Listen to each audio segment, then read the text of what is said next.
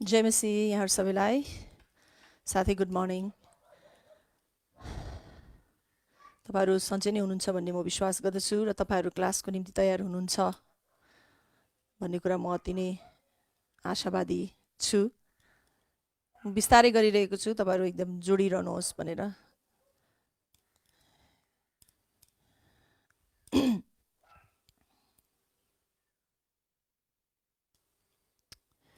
हालेलुया।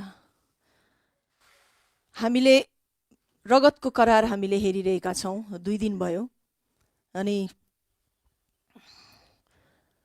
हामीले त्यहाँ के हेरिरहेका छौँ भन्दाखेरि परमेश्वरले कसरी उद्धारको योजना उहाँले बनाउनु भयो भन्ने कुरा, उहाँको दिव्य बुद्धिको एउटा काम हामीले त्यहाँ देखिरहेका छौँ। पृथ्वीमा मानिस जातिको माझमा जुनै पनि चलनहरू हामी देख्दछौँ, त्यो कतै न कतै गएर, विशेष गरी धार्मिक चलनहरू हामीले जति पनि देख्छौँ प्रत्येक धर्ममा, त्यहाँ कतै न कतै गएर चाहिँ परमेश्वरले नै सुरुवात गर्नुभएको कुरा हामी देख्न सक्छौँ। तर पछि गएर चाहिँ अब मानिसहरूले त्यसैलाई बङ्ग्याइदिएर एउटा अर्थहीन तुल्याएर, अथवा कतिजनाले चाहिँ अर्थ नबुझिकन यतिकै त्यो विधिहरू गर्दै आएका छन्। तर हामीले त्यसलाई अलिकति गहिरिएर गम्भीरतापूर्वक यो विधि, यो नियम कहाँबाट आयो त, अथवा यसको ओरिजिन, हैन, यसको सुरुवात के हो, के कारणले गर्दाखेरि कसले सुरु गरेको थियो भन्ने कुरा हामीले गहिरिँदै, हामी अलिकति गम्भीर भएर, हामीले जसरी वैज्ञानिकहरूले कुनै कुरालाई भेटायो भनेदेखि उनीहरूले एकदमै गहिरिएर गम्भीरतापूर्वक रातौँ दिन एक गरेर उनीहरूले अध्ययन गर्न थाल्छन्, त्यसरी नै यदि हामी पनि जीवनको कुरालाई लिएर गम्भीर छौँ भनेदेखि परमेश्वर र यो पृथ्वी, मानिस जाति, स्वर्ग, नर्क भन्ने कुराप्रति हामी पनि विश्वास गर्छौँ र गम्भीर छौँ भनेदेखि, हामीले पनि त्यसरी अनुसन्धान गऱ्यौँ भनेदेखि हरेक कुराको, हरेक विधिहरूको विशेष गरी हामीले त्यसको अर्थ पाउँछौँ। त्यसको साँच्चै त्यसको ओरिजिन चाहिँ, सुरुवात चाहिँ हामीले परमेश्वरमा भेटाउँछौँ। तर त्यही नै हो, कति समयमा मैले अघि भने जस्तै त्यसलाई परिवर्तन गर्दै गर्दै गर्दै गर्दै आजको दिनसम्म आइपुगेको कुरा हामी देख्न सक्छौँ। तर विशेष गरी रगतको करारको कुरालाई हामीले हेर्ने हो भनेदेखि रगत बगाउने चलन, सेक्रिफाइस, बलिदानका यी सबै कुराहरू हामीले हेऱ्यौँ भनेदेखि यसको ओरिजिन पनि परमेश्वर नै हुनुहुन्छ। परमेश्वरले नै सुरु गर्नुभएको हो करार काट्ने चलन, बलि चढाउने चलन। तर बिना बित्थामा परमेश्वरलाई एकदमै जनावर काट्ने रहर भएर, रगत बगाउने रहर भएर परमेश्वरले यो काम सुरु गर्नुभएको होइन। यसमा हामीले ध्यान दिएर हेऱ्यौँ भनेदेखि गहिरो गम्भीर अर्थ रहेको छ। हामीलाई नै उहाँले हाम्रो पापबाट, हामीलाई हाम्रो अपराधहरूबाट, हाम्रो यो परिस्थितिबाट, बाइबलले भन्दछ पापमा म डुबिरहेको थिएँ, उहाँले नै झट्टै हात पसारेर मलाई उठाउनु भयो भने जस्तै, कि जुन पापमा हामी डुबिरहेका थियौँ, मरिरहेका थियौँ, त्यो अवस्थालाई परमेश्वरले देखेर, हामीले त देखे पनि केही गर्न सक्दैनौँ, तर परमेश्वरले चाहिँ त्यो अवस्थाबाट हामीलाई निकाल्नको निम्ति उहाँले चाहिँ उपाय बनाउनु भएको हो र केवल उहाँले मात्रै बनाउन सक्नुहुन्छ। हालेलुया। हुन्छ, हामी यसलाई अगाडि लिएर जानुभन्दा पहिला आउनुहोस् हामी परमेश्वरलाई धन्यवाद दिउँ अनि प्रार्थना गरौँ। परमेश्वर बाबा, हामी तपाईँलाई धेरै धेरै धन्यवाद दिन्छौँ, तपाईँको प्रशंसा र तपाईँको महिमा हामी गर्दछौँ। प्रभु, तपाईँ अति नै दयालु र कृपालु प्रेमिलो परमेश्वर हुनुहुन्छ। जसो जसो पनि हामीले रगतको करारमा प्रभु तपाईँलाई देख्दछौँ, तपाईँ लागि पर्नु भएको, मानिस जातिको निम्ति तपाईँ लागि पर्नु भएको हामी जब देख्छौँ, वाउ, तपाईँको प्रेम हामीप्रति, मानिसप्रति कति गम्भीर, कति गहिरो छ भन्ने कुरा हामी देख्दै जान्छौँ। त्यसै कारणले पावलले भनेका छन् कि प्रार्थना गर कि परमेश्वरको प्रेमको लम्बाइ, चौडाइ, उचाइ, गहिराई तिमीहरूले बुझ्न सक भनेको हुनाले गर्दाखेरि, वाउ, साँच्चै पनि हामी चाहन्छौँ तपाईँको प्रेमको उचाइ, गहिराई, लम्बाइ, चौडाइ हामी बुझ्न चाहन्छौँ प्रभु। ओ हालेलुया, हालेलुया, हालेलुया। तपाईको प्रशंसा हो सदा सर्वदा प्रभु। हाम्रो एउटै उद्देश्य छ जीवनमा कि हामीले त्यो प्रेमलाई बुझ्न सकौं, ताकि हामीले तपाईले गर्नुभएको त्यो प्रेमलाई बेवास्ता गरेर, जसरी इजरायलीहरूले बेवास्ता गरे, हामी देख्दछौँ प्रभु। इजरायलीहरूसँग जब तपाईले करार काट्नुभयो प्रभु, त्यहाँ इजरायलीहरूले पटक पटक प्रभु त्यो आज्ञा, त्यो करार भङ्ग गरेको त्यहाँ र करारमा राखिएका ती प्रतिज्ञाहरू, ती शर्तहरूको विरुद्ध गएर उनीहरूले आज्ञा उल्लङ्घन गरेको हामी देख्दछौँ प्रभु। तरै पनि तपाईले हार खानुभएको छैन, तपाईँ लागि परिरहनु भएको हामी देख्दछौँ जबसम्म येशू ख्रीष्टलाई यस पृथ्वीमा पठाउनु भएन प्रभु। र त्यसको पछि पनि येशूलाई यस पृथ्वीमा पठाइसकेपछि पनि उहाँ हाम्रो निम्ति मरेर गाडिएर बौरी उठेर हाम्रो निम्ति एउटा उद्धारको उपाय बनाइसक्नु भएपछि पनि, र ख्रीष्ट येशूमा हामीलाई चाहिने सबै कुरा दिइसक्नु भए तापनि अझै पनि तपाईँ स्वर्गमा हामीले सोचे जस्तै चुप लागेर बस्नु भएको छैन। तपाईँ हाम्रो जीवनमा उत्तिकै तपाईँ लागिरहनु भएको छ, हामीलाई दिन रात हाम्रो हेरचाह गरिरहनु भएको छ। ओ हालेलुया, हाम्रो कल्याणको लागि तपाईँ लागिरहनु भएको छ। तपाईको प्रशंसा हामी जति नै दिए तापनि प्रभु हामी थाक्दैनौँ।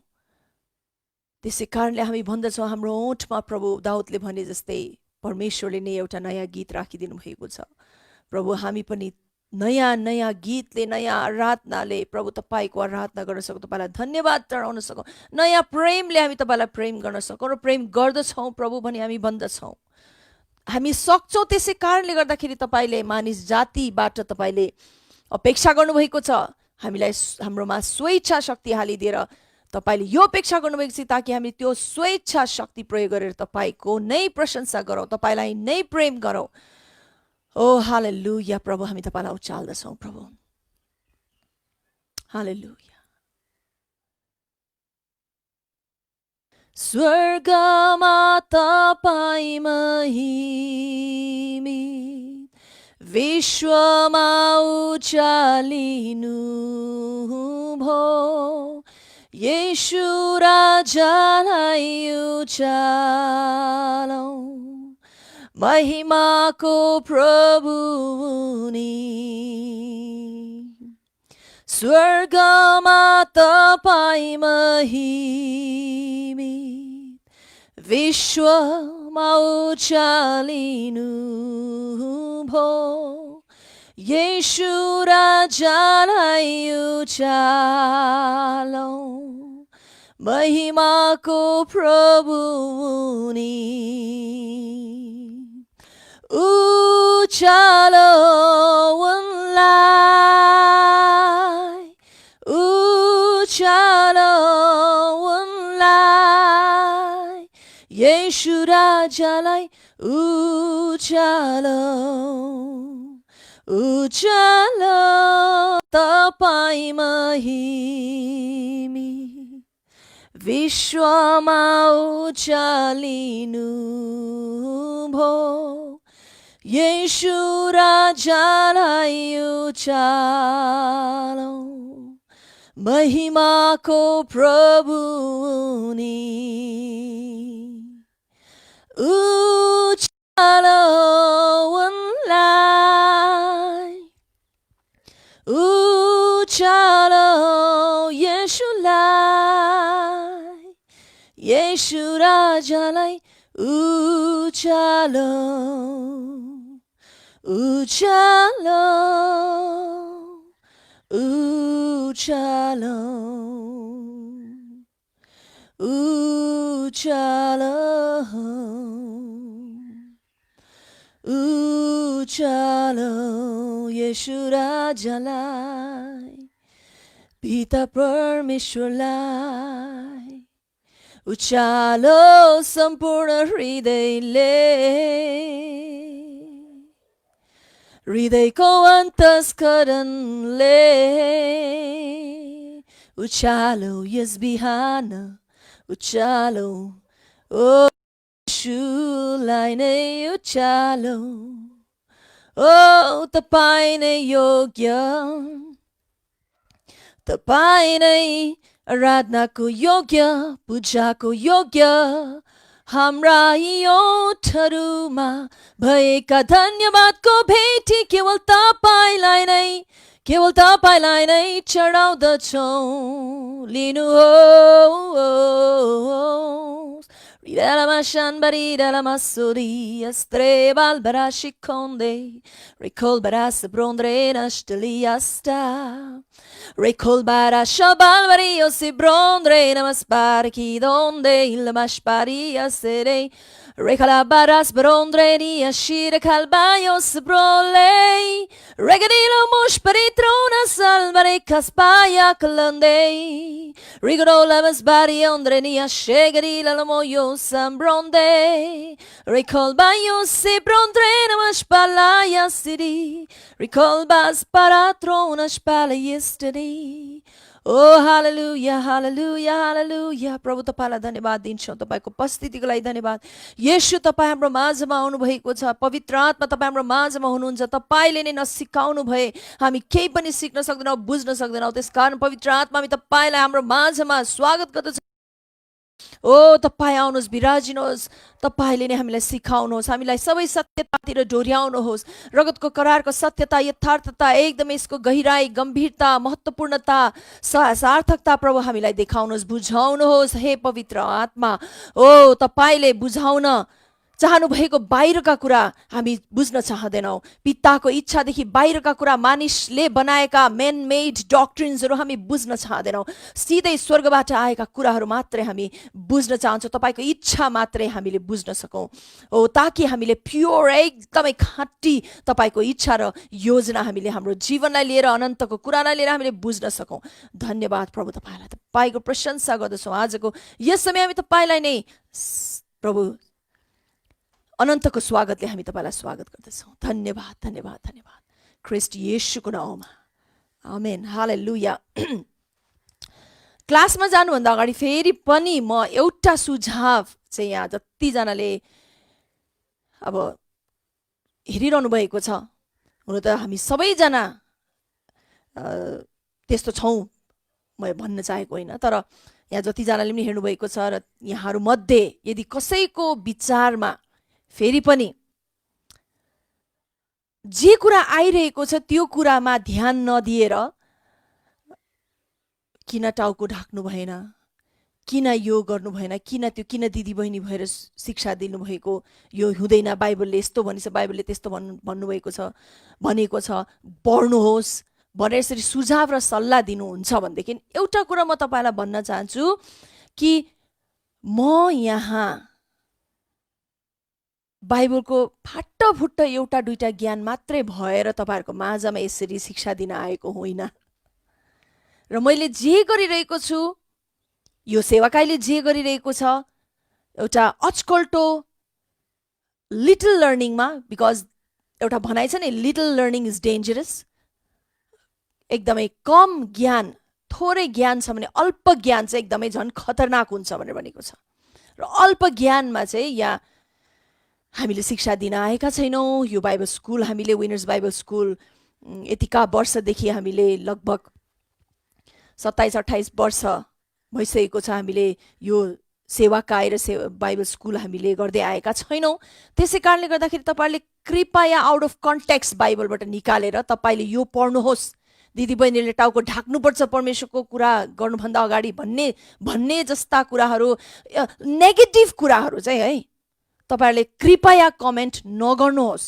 यदि बुझ्नै चाहनुहुन्छ भनेदेखि तपाईको वरिपरि शिक्षकहरू छन् होला र तपाईको पास्टर्स अगुवाहरू पनि हुनुहुन्छ होला, तपाई नै पास्टर हुनुहुन्छ भनेदेखि अझै पनि you please do your homework properly. नत्र के हुन्छ भनेदेखि हामीले अल्प ज्ञानमा केही कुरा भनिदिएको छौँ भने हामी मानिसहरूको अगाडि, संसारको अगाडि मूर्ख ठहरिन्छौँ। मानिसहरूले के भनेछन्, उहाँलाई बिचारा ज्ञानै रहेनछ भन्ने कुराहरू आउँछ। म तपाईलाई नै मानिसहरूबाट एउटा मूर्ख टाइटल पाउनुबाट तपाईलाई मैले जोगाइरहेको छु। त्यसै कारणले गर्दाखेरि कृपया नेगेटिभ हुनुहुन्छ भने बरु यो क्लास हेर्दै नहेर्नुहोस्। तपाईँ नेगेटिभ हुनुहुन्छ र बुझ्नेतिर तपाईँ लाग्ने खालको व्यक्ति नै हुनुहुन्न भनेदेखि, तर तपाईँ बुझ्ने खालको व्यक्ति हुनुहुन्छ, अहिले थोरै ज्ञान छ होला, केही हदसम्म तपाईँलाई थाहा छ होला, र म अझै पनि परमेश्वर अघि मैले प्रार्थना गर्दा भने जस्तै परमेश्वरको प्रेमको उचाइ, गहिराई, लम्बाइ, चौडाइ तपाईँले जान्न चाहनुहुन्छ भने, because this Bible school is all about knowing the love of God, उहाँको प्रेम जान्न, बुझ्न, चिन्न, अझै प्रेममा गहिरिन, र हामीले पनि परमेश्वरको प्रेमलाई नै धारण गरेर संसारलाई प्रेम गर्न सक्नको निम्ति त्यस्तो प्रकारको व्यक्ति बन्ने प्रयासमा हामीले यो बाइबल स्कुल गरिरहेका छौँ। र बाइबल स्कुलमा जति विद्यार्थीहरू पनि जोडिनु भएको छ, मलाई थाहा छ तपाईहरु त्यसकैको निम्ति लाग्नु भएको छ, कुनै एउटा क्रिटिकल हुनुको निम्ति, एउटा विद्रोही बन्निनुको निम्ति चाहिँ होइन। सो मैले आज यो समय लिएर भनेको छु। कति समयहरुमा चाहिँ किन मैले यो भनिरहेको छु भन्दाखेरि कति समयहरुमा त्यस्ता कमेन्टहरु जब म हेर्छु, म पढ्छु, मलाई के लाग्छ भनेदेखि मेरो निम्ति त विचारा नै हुन्छ, उहाँलाई कति अल्प ज्ञान रहेछ भन्ने नै हुन्छ। बाइबल हामीले पढ्दाखेरि आउट अफ कन्टेक्स्ट निकालेर बुझ्नु हुँदैन। You read the whole Bible, have the knowledge of the whole Bible. I'm really telling you, साच्चै म भनिरहेको छु। उत्पत्तिदेखि प्रकाशको पुस्तकसम्म तपाईले एकचोटि त सम्पूर्ण बाइबल पढेको नै हुनुपर्छ। त्यसपछि तपाई एउटा दिन प्रतिदिन बाइबल पढ्ने एउटा विद्यार्थी हुनु पर्यो। You need to be the disciple of Jesus, not just the believer, एउटा विश्वासी मात्रै हैन, तर तपाई एउटा चेला हुनुपर्छ। चेला हुनुभयो भने मात्रै तपाईले ख्रीष्टको हृदय बुझ्नुहुन्छ, परमेश्वर पिताको हृदय बुझ्नुहुन्छ। नत्र के हुन्छ, अलिकति ज्ञान पायौं भनेदेखि हामी जान्ने हुन्छौं, धर्मगुरुहरू जस्तै, जसरी यीशुको पछाडी लाग्थे नि, हुन्छ नि, किन यो नगर्नु भएको, किन त्यो नगर्नु भएको, किन यस्तो, मोसाको व्यवस्थाले त यस्तो भन्छ, तपाईले किन यस्तो गर्नुभयो, किन आइतबारको दिनमा, विश्राम दिनमा तपाईले यसरी निको पार्नु भएको। तर प्रत्येक चोटी के भयो, येशू ख्रीष्टलाई त्यसरी सामना गर्ने, विरोध गर्ने व्यक्तिहरू प्रत्येक चोटी उनीहरू शर्ममा परे। उनीहरू कतिसम्म अज्ञान छन् भन्ने कुराको प्रमाण त्यहाँ परमेश्वर प्रभु येशूले गर्नुभयो, प्रमाणित गरिदिनु भयो, त्यही पनि सबै भिडको अगाडि। And that's a shame. यो चाहिँ एउटा एकदम लाज लाग्दो कुरा। So please, once again, I'm requesting you, humble yourself and try to learn. हुन्छ, हामी रगतको करार हामीले हेरिरहेका थियौं। हामी 2 दिन भइसकेको छ हामीले हेरिसकेको, र म यो सबै त तपाईलाई फेरि म दोहोर्याउँदिन। हामीले हिजो आदामको हुन्छ, अहिलेसम्म हामीले के हेर्यौं, करार के हो भन्ने कुरा हामीले हेर्यौं। र सुरुमा पाप आउनुभन्दा अगाडि परमेश्वरले इदनको बगैँचामा काट्नुभएको करार, हामीले आदम र हव्वासँग काट्नुभएको इदनको करार हामीले हेरिसकेका छौं। त्यसपछि मानिसहरू विश्वासयोग्य ठहरिएनन्, उनीहरूले आज्ञा उल्लङ्घन गरे। त्यहाँ राखिएको शर्तहरू उनीहरूले, धेरै शर्त थिएन, एउटा मात्रै थियो, बिचको फल नखानु, असल र खराबको ज्ञान दिने रुखको फल नखानु भन्ने चाहिँ त्यति मात्रै उनीहरूले उल्लङ्घन गरे। तर त्यहाँ ठुलो भनौँ न पाप चाहिँ के भएको छ भनेदेखि परमेश्वरलाई नै उनीहरूले के गरेनन्, विश्वास गरेनन्, परमेश्वरको आज्ञा नै उनीहरूले पत्याएनन् भन्ने कुरा। दे डिसबिलिभ अथवा अनबिलिभ, उनीहरूले अविश्वास गरेको हामी कुरा देख्दछौँ। र त्यो नै उनीहरूको निम्ति एउटा पाप ठहर्यो, किनकि बाइबलमा भनेको छ विश्वास बिना परमेश्वरलाई रिझाउन सक्दैन। आउट अफ फेथ, विश्वास बाहिर हामीले जे कुरा गर्छौँ त्यो चाहिँ पाप हो भनेको छ। र यसरी उनीहरूले आज्ञा उल्लङ्घन गरे, त्यो करारप्रति उनीहरू विश्वासयोग्य ठहरेनन्। त्यसपछि परमेश्वरले फेरि पनि अर्को एउटा करार तुरुन्तै लागू गर्नु पर्यो, अनि त्यो अर्को करार चाहिँ उद्धारको करार थियो। उद्धारको करारहरूमध्ये एउटा करार थियो, सुरुको करार, त्यो चाहिँ आदामसँगको करार। अनि त्यो आदामसँगको करार काट्दाखेरि पनि परमेश्वरले, हामीले के भनिरहेका थियौँ, 3वटा कुरा हुन्छ हैन त करार काट्दाखेरि, वचन, अनि रगत र मोहर। र यसरी उहाँले त्यो राखिदिनु भयो। थोरै थिए सुरुमा, अब जटिल हुँदै गइरहेको छ। उहाँले फेरि पनि केही शर्तहरू राखिदिनु भयो, अनि त्यसमा पनि भनौँ फेरि पनि मानिस जातिले त अब पटक पटक उनीहरू आज्ञा उल्लङ्घन गर्दै जाने व्यक्तिहरू नै भए, किनभने पाप स्वभाव उनीहरूमा भएको हुनाले गर्दाखेरि। तरै पनि परमेश्वरले त्यो सबै कुरा थाहा गरेर नै उहाँले चाहिँ करार काटिरहनु भएको थियो घरिघरि, ताकि मैले समयको पूर्णतामा मेरो उद्धारकर्ता पठाउन सकौँ भनेको हुनाले गर्दाखेरि।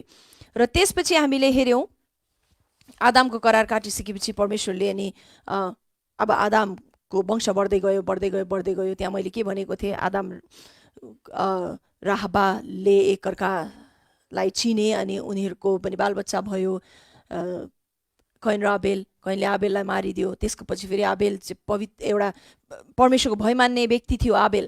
आबेलको सट्टामा फेरि परमेश्वरले सेथ दिनुभयो र सेथबाट एउटा फेरि धार्मिक परमेश्वरको भय राख्ने एउटा वंश बढ्दै गयो। र त्यसपछि हुँदाहुँदा नोवासम्म आइपुग्यो। अनि नोवासम्म आइपुग्दाखेरि चाहिँ संसारमा भ्रष्टाचार अथवा संसारमा पाप यति व्यापक बढिसकेको थियो कि परमेश्वरले संसारलाई नै ध्वंस पार्ने निर्णय गर्नुभयो। तर ती सबैको मध्ये परमेश्वरले नोवालाई चाहिँ एकदमै आदामसँग काटेको करारलाई कायम राखेको, पालन गरेको उहाँले भेटाउनु भयो। र परमेश्वरले नोवासँग चाहिँ नोवाद्वारा म फेरि केही गर्छु, नोवालाई चाहिँ म बचाउँछु र उसको परिवारलाई भनेर चाहिँ नोवालाई आएर परमेश्वरले आफ्नो योजना बताइदिनु भयो। नोवाले विश्वास गरे अनि त्यसपछि जलप्रलय आयो र सबै सखा केवल नोवा र नोवाको परिवार मात्रै बाँचे। त्यसपछि नोवासँग परमेश्वरले करार काट्नुभयो र फेरि त्यो करारमा पनि परमेश्वरले एक प्रकारले भन्ने हो भनेदेखि एउटा नयाँ सृष्टि नै हो, किनकि सबै मानिसहरूको अन्त भयो। केवल नोवा र नोवाको परिवार, नोवाको श्रीमती र 3 जना छोराहरू र उनका श्रीमतीहरू, बुहारीहरू भनौँ, उनीहरू बाँचे। र यसरी फेरि एउटा नयाँ सृष्टि सुरु भयो। र त्यसको पछि पनि हामी देख्दछौँ कि नोवाबाट पनि परमेश्वरले करार काट्नु त भयो, तर शेम हाम जाफेतबाट हामीले चाहिँ फेरि पनि अनाज्ञाकारी भएको हामी देख्दछौँ। परमेश्वरले नोवासँग काट्नुभएको प्रति उनले पाप गरेको हामी देख्दछौँ, अनाज्ञाकारी भएको हामी देख्दछौँ र त्यहाँ श्राप आएको हामी देख्दछौँ। र नोवाले नै शेमलाई चाहिँ आशिष दिनुभयो र यापेतलाई पनि। तर पनि शेमलाई चाहिँ हामीले हेऱ्यौँ भनेदेखि शेमद्वारा चाहिँ फेरि पनि नयाँ एउटा पवित्र वंश चाहिँ परमेश्वरले तयार पारिरहनु भएको हामी देख्दछौँ। र शेमबाट नै हुँदा फेरि एउटा पवित्र वंश बग्दै बग्दै बग्दै बग्दै गएर अब्राहमको जन्म भयो। र अब्राहमलाई फेरि परमेश्वरले एउटा विश्वासयोग्य व्यक्ति भेटाउनु भयो र अब्राहमसँग फेरि अर्को एउटा करार, उद्धारकै करारको अब थर्ड करार भनौँ न, तेस्रो करार उहाँले काट्न पुग्नुभयो। अनि हामीले हेरिसकेका छौँ नोवाको अब्राहमको करार पनि। अनि तैपनि हिजो हामीले हेरेको थियौँ, तर मैले हिजो भनेको थिएँ अब्राहमको करारलाई पनि म अलिकति छुन्छु भनेर मैले भनेको थिएँ। आउनुहोस् हामी अब्राहमको करारलाई पनि हामी अलिकति छोएर त्यसपछि हामी अगाडि बढ्नेछौँ। अब्राहमको पछि चाहिँ हामी मोसाको करारमा हामी आज जानेछौँ। त्यसपछि अलिकति हुनसक्छ समयले भ्यायो भनेदेखि हामी पलिस्तिनी करार, म अहिले तपाईँहरूको माझमा पलिस्तिनी करार नै भन्ने छु, किनकि त्यसको नेपालीमा ठोस शब्द नभएको हुनाले गर्दाखेरि अब इङ्ग्लिसमा हो भनेदेखि प्यालेस्टिनियन कभनेन्ट पनि भन्छ, त्यसलाई प्रिस्टली कभनेन्ट पनि भनिन्छ, एउटा पुजारीगिरीको करार पनि भनिन्छ। र यो चाहिँ मोसाको करारको अझै एक्सटेन्सन हो। मोसाको करारमा भएका ती शर्तहरू, ती प्रतिज्ञाहरू नै परमेश्वरले फेरि दोहोऱ्याउनु भएको छ पलिस्तिनी करारमा चाहिँ। र कुन बेला कुन ठाउँमा उहाँले फेरि पनि यसलाई दोहोऱ्याउनु भयो भन्ने कुरा चाहिँ हामी त्यहाँ पुग्दाखेरि हामी हेर्नेछौँ। र आजको दिन नै भ्यायो भनेदेखि हामी त्यहाँ पनि पुग्नेछौँ। मलाई विश्वास छ तपाईँहरूले बुझिरहनु भएको छ भनेर।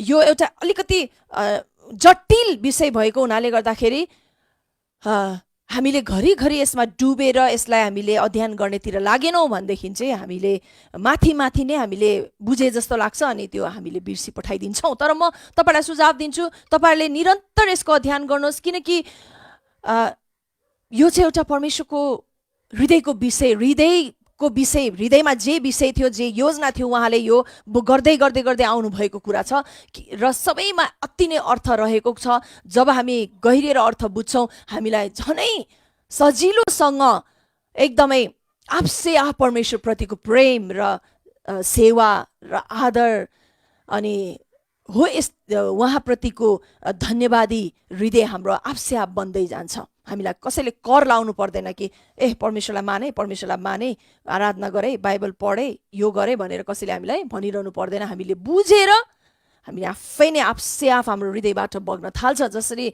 हामीलाई अति नै मनपर्ने कुरा हामीलाई कसैले पनि गर भन्नु पर्दैन नि, होइन? बरु हामी आफैले नै सबै कुरा छोडेर पनि कहिले त्यो गरौँ भनेर चाहिँ हामी त्यो कहिले गर्न पाऊँ, कहिले त्यो गेम्स खेल्न पाऊँ, कहिले त्यो भनौँ न मुभी हेर्न पाऊँ भनेर चाहिँ हामी सबै कुरा छोडेर चाहिँ हामी त्यो समयको निम्ति अपेक्षा गर्दछौँ, इन्ट्रेस्ट लागेको कुरा चाहिँ। तर हामीले परमेश्वरको कुरा पनि बुझेको छौँ भनेदेखि चाहिँ हामीलाई भोलिबाट त्यो इन्ट्रेस्ट जाग्न थाल्छ। त्यसै कारणले गर्दाखेरि तपाईँले घरिघरि यो विषयको अध्ययन चाहिँ तपाईँले गर्नुहोस् भनी म भन्न चाहन्छु। अनि अब्राहमको करार विशेष गरी तपाईँले उत्पत्ति 12 देखि 25 मा पाउनुहुन्छ है। उत्पत्ति 12 अध्यायदेखि 25 अध्यायसम्म तपाईँले परमेश्वरले अब्राहमसँग काट्नु भएको करार चाहिँ हामीले त्यहाँ देख्न, तपाईँले त्यहाँ अब्राहमसँग काटेको करार देख्न सक्नुहुन्छ। र फेरि अघि मैले भने जस्तै नोहासँग काटेको करार पनि तुरुन्तै मानिसहरूले भङ्ग गर्न थाले, नोहाको करारको विरुद्ध मानिसहरू जान थाले। अनि निम्रोद भन्ने, म गहिरिएर त म जाँदिनँ, तैपनि कसरी दुष्ट वंश पनि अझै बग्दै गयो भन्ने कुरा बुझाउनलाई मात्रै हामको भनौँ सन्तानबाट चाहिँ निम्रोद भन्ने व्यक्ति जन्मियो। निम्रोद भनेको चाहिँ एकदमै अलिकति भन्दाखेरि चाहिँ अलिकति त्यो अब त्यही नै चाहिँ होइन, तर पनि एउटा मैले खालि अर्थ बुझाउनुलाई राक्षस जस्ता एउटा ठुला ठुला व्यक्तिहरू चाहिँ एकदमै जायन्टहरू चाहिँ जन्मिन थाले र उनीहरूले चाहिँ परमेश्वरको विरुद्ध गर्न थाले। परमेश्वरले यस पृथ्वीलाई फल्दै फुल्दै वृद्धि हुँदै जाऊ भनेर जुन परमेश्वरले फेरि पनि पृथ्वीलाई भर्दै जाऊ भनेर जुन परमेश्वरले नोवालाई पनि त्यो प्रतिज्ञा गर्नुभएको थियो, त्यसको विरुद्ध गएको हामी देख्दछौँ। कहाँ के देख्छौँ हामी भन्दाखेरि बाबेलको धराराको कथा हामी देख्दछौँ।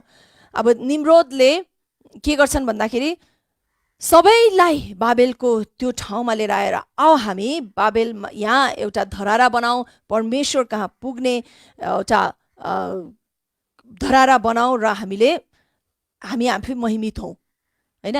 हामी आफैलाई नै महिमा दिने काम उनले गर्ने एउटा योजना बनाउँछन्, so that people will see, so that हुन्छ नि मानिसहरूले देखुन् र हाम्रो प्रशंसा गरून् भनेर आफ्नै महिमाको लागि त्यो काम गर्न थालेको हामी देख्दछौँ। र यसरी गर्न पनि थाल्छन्, सफल पनि हुँदै जान्छन्। तर परमेश्वरले के गर्नुहुन्छ, त्यो बेलामा चाहिँ फर्स्ट टाइम एभर परमेश्वरले पृथ्वीमा भएका, त्योभन्दा अगाडि एउटै भाषा थियो संसारमा, तब परमेश्वरले के भन्नुभयो, यिनीहरूको भाषा एउटै भयो भनेदेखि यिनीहरूले यसरी एकसाथ केही जुटेर गरे भनेदेखि केही कुरा उनीहरूको निम्ति असम्भव हुँदैन।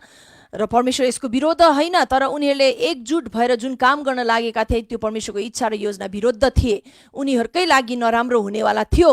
र पूर्व ज्ञान परमेश्वरमा भएको हुनाले गर्दाखेरि परमेश्वरले यो कुरा हुनबाट रोक्नुभयो र सबै मानिसहरूको भाषालाई खलबलाइदिनु भयो। त्यसपछि मानिसहरू अब एउटै भाषा भएर त्यही धरारा बनाएर त्यहाँ बसेको भए त परमेश्वरको प्रतिज्ञा पुरा हुन्थ्यो त, मतलब परमेश्वरको त्यो शर्त पुरा हुन्थ्यो, उहाँले जुन आज्ञा गर्नुभएको थियो पुरा हुन्थ्यो? हुँदैन थियो। पृथ्वीमा भरिँदै जाऊ भन्ने कुरा हुँदैन थियो। त्यसकारण परमेश्वरले भाषा खलबलाइदिनु भयो र त्यसपछि मानिसहरू छरिए, पृथ्वीको विभिन्न ठाउँहरूमा उनीहरू जान थाले र आज हामी देख्दछौँ पृथ्वी भरिएको। र यो चाहिँ परमेश्वरको योजना हो। गड इज नट अफ्रेड, हुन्छ नि, परमेश्वर उहाँ डराउनु भएको छ र पृथ्वी भरिन्छ कि पृथ्वी एकदमै धेरै मानिसहरू भएर चाहिँ अट्टाइ नटाइ हुन्छ कि भनेर परमेश्वर is not afraid of that. परमेश्वरलाई थाहा छ कि यो पृथ्वी कतिजना अट्टाउनुको निम्ति उहाँले बनाउनु भएको भन्ने कुरा, र यो पनि भरेर पोख्यो भने अर्को पृथ्वी पनि उहाँले बनाउन सक्नुहुन्छ। उहाँ चाहिँ संसार नभरियोस्, संसार चाहिँ खाली नै रहोस् भन्ने उहाँको योजना होइन। परमेश्वरले पृथ्वीलाई भर्नको निम्ति नै बनाउनु भएको हो। र यो कुरा जुन चाहिँ निम्रोदले र निम्रोदका ह्यामको सन्तान निम्रोदका फेरि अरू पनि वंशहरूले यसको विरुद्ध केही भनौँ न अभियान चालेका थिए र परमेश्वरले त्यो अभियानलाई रद्द गरिदिनु भयो, विफल तुल्याउनु भयो र भाषा खलबलाइदिनु भयो र विभिन्न भाषाहरू हुन थाले। त्यसपछि मानिसहरू विभिन्न ठाउँमा गएर बसोबास गर्न थाले र पृथ्वीलाई भर्न थाले। र यसरी हामी देख्दछौँ कि फेरि पनि पाप बढ्दै बढ्दै बढ्दै बढ्दै बढ्दै गएको नै हामी देख्दछौँ। अनि मैले अघि भने जस्तै त्यसपछि अब्राहमलाई एउटा धार्मिक व्यक्तिलाई उहाँले भेटाउनु भयो, अर्थात् परमेश्वरलाई विश्वास गर्ने व्यक्ति उहाँले भेटाउनु भयो र अब्राहमसँग चाहिँ उहाँले अनन्तको करार काट्नुभयो। र यो करार चाहिँ करारको भागीदार चाहिँ 3 जना छन्, अब्राहम, आइजक एन्ड जेकब, हैन? अब्राहम, इसाक र याकुब, 3 जनासँग उहाँले पटक पटक करार काट्नुभएको हामी देख्दछौँ। तर त्यो एउटै करार हो, अब्राहम, इसाक र याकुब, है? त्यो कुरा हामी बुझिराखौँ। र याकुबको पछि चाहिँ 12वटा कुल त्यहाँबाट सुरु भएको हामी देख्दछौँ। इजरायलीहरूको 12वटा कुल सुरु भएको हामी बाइबलबाट हामी देख्दछौँ। र यो करार चाहिँ इजरायलीहरू सम्बन्धित थियो र मसीहा अथवा उद्धारकर्ताको भ्यू चाहिँ म यो वंशबाट लिएर आउनेछु भन्ने कुरामा आधारित यो करार थियो भनेदेखि यो करार साथसाथै हाम्रो निम्ति पनि थियो अथवा हाम्रो निम्ति पनि हो अब्राहमको करार चाहिँ। रोमी 9को 7 र 8 मा तपाईँ पढ्न सक्नुहुन्छ, रोमी 4को 23 र 24 मा पढ्न सक्नुहुन्छ र गलाती 3को 7, 8 र 9 तपाईँ पढ्न सक्नुहुन्छ। म किन बाइबल खोलिरहेको छैन किनभने यो म अहिले पनि हिजो सिधाइसकेको कुरालाई नै मैले दोहोऱ्याइरहेको हुनाले गर्दाखेरि हो, तर एउटा दुईटा थप्दै मैले तपाईहरुलाई भनिरहेको छु। र यसमा पनि प्रतिज्ञाहरू थिए, शर्तहरू थिए, रगत बगिएको कुरा अथवा बलि त्यहाँ हामी देख्दछौँ। ओके, बलिको कुरालाई लिएर सायद मैले हिजो यो छुएको थिएन होला। प्रतिज्ञा चाहिँ let's start from the premises, है? प्रतिज्ञा नै म भन्दछु, मैले हिजो छुएको थिएन। वर्ड्स अफ द कभनेन्ट, है? करारको वचन अर्थात् प्रतिज्ञाहरू, शर्तहरू, आशिष र श्रापहरू भनौँ न। अब्राहमले परमेश्वरलाई 7वटा प्रतिज्ञाहरू गर्नुभएको हामी देख्दछौँ, आशिषहरू दिनुभएको हामी देख्दछौँ। र ती आशिषहरू चाहिँ के हुन् त?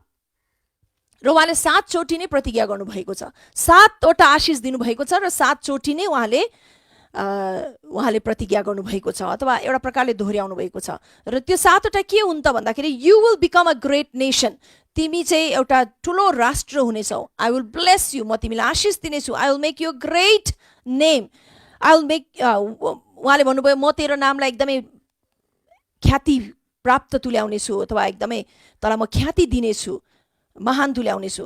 And you'll be a blessing, तिमी चाहिँ आशिषमय हुनेछौ। I will bless them that bless you, जसले तिमीलाई आशिष दिनेछ उसलाई म आशिष दिनेछु। I will curse them that curse you, तिमीलाई श्राप दिनेलाई म श्राप दिनेछु। अनि in you all the families of the earth will be blessed, र तिमीमा नै सबै पृथ्वीका मानिसहरू चाहिँ परिवारहरू चाहिँ आशिषमय हुनेछ भनेर चाहिँ परमेश्वरले अब्राहमलाई गर्नुभएको प्रतिज्ञाहरू हामी देख्दछौँ र आशिष दिनुभएको कुरा देख्दछौँ। तर यी आशिषहरू चाहिँ याद गर्नुहोस् है, अनन्त हुन् र हाम्रो निम्ति पनि हुन्। हामीलाई पनि परमेश्वरले, हामी पनि अब्राहमको वंश नै भएको हुनाले गर्दाखेरि हाम्रो निम्ति पनि यो लागू भएको छ। र त्यसलाई साधारण रूपमा भनेर नछोडिदिनुहोस्, यसलाई तपाईँले बलियो गरी समातेर बस्नुहोस्। यो प्रतिज्ञाहरू तपाईँले बलियो गरी समातेर राख्नुहोस्।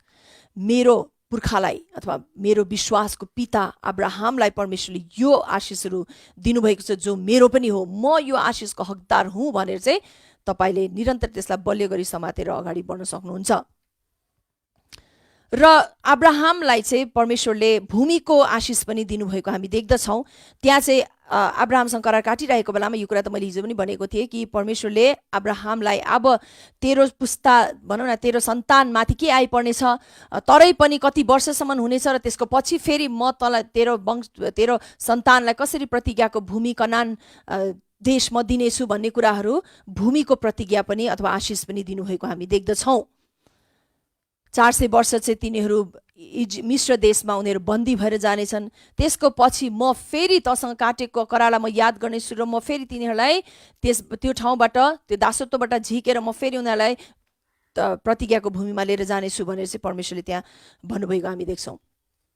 अनि अब्राहमलाई प्रतिज्ञा गर्दाखेरि परमेश्वरले शत्रुहरूमाथि पनि म तँलाई विजय दिनेछु भनेर पनि उहाँले भन्नुभएको छ र तँबाट म धेरै राजाहरू उत्पन्न गराउने छु भन्ने आशिष पनि उहाँले दिनुभएको छ। र शर्तहरू चाहिँ विश्वास र आज्ञाकारितामा परमेश्वरले राख्नुभएका ती प्रतिज्ञाहरू, ती शर्तहरूप्रति आज्ञाकारी भयो भनेदेखि, विश्वास गर्यो भनेदेखि चाहिँ ती सबै प्रतिज्ञाहरू तेरो सन्तानले प्राप्त गर्नेछन् भन्ने कुरा चाहिँ परमेश्वरले त्यो शर्त राखिदिनु भएको छ।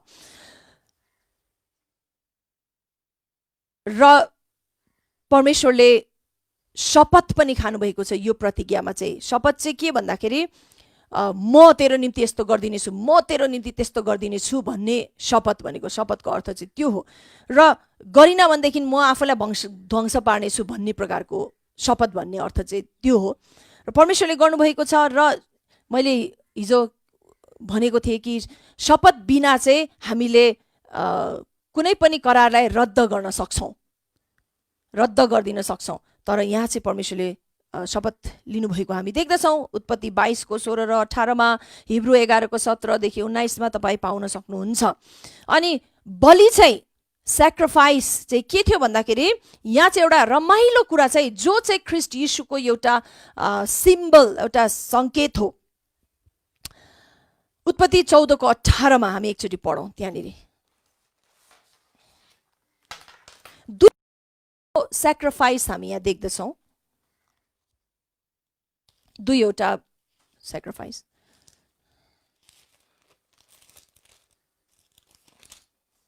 चौधमा है, 14:18।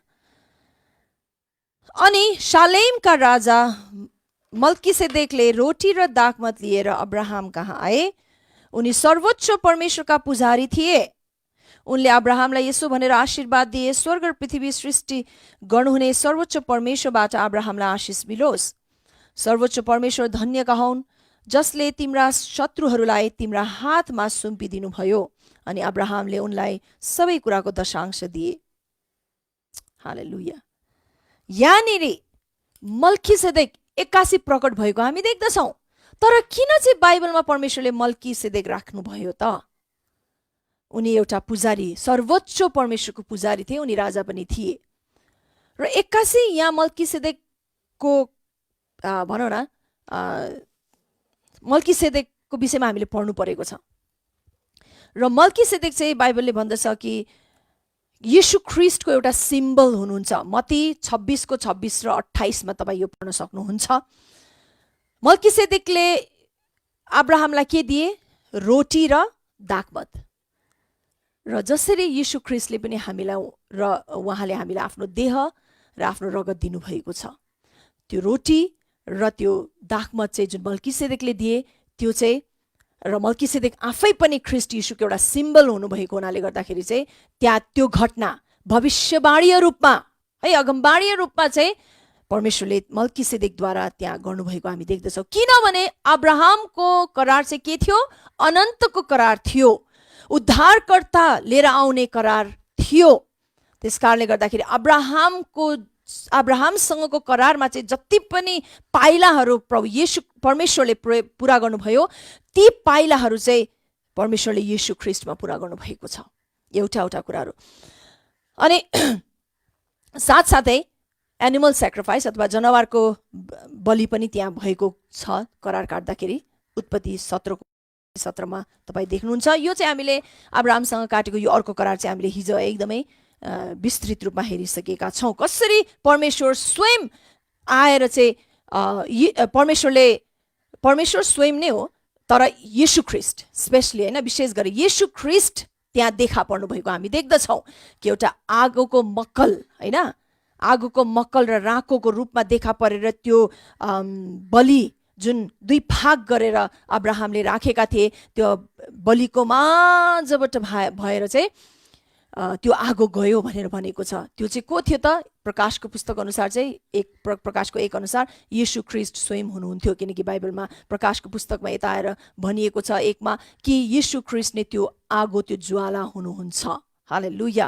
र त्यतिखेर पनि यीशु ख्रीष्ट जो स्वयं परमेश्वर नै हुनुहुन्छ, किनकि परमेश्वर नै हुनुहुन्छ, त्रिएक परमेश्वरको एकजना, अब्राहम अथवा मानिस जातिको पक्ष लिएर चाहिँ परमेश्वरले परमेश्वरसँग करार काट्नु भएको, मैले भने नि परमेश्वरले परमेश्वरसँग करार काट्नु भएको थियो।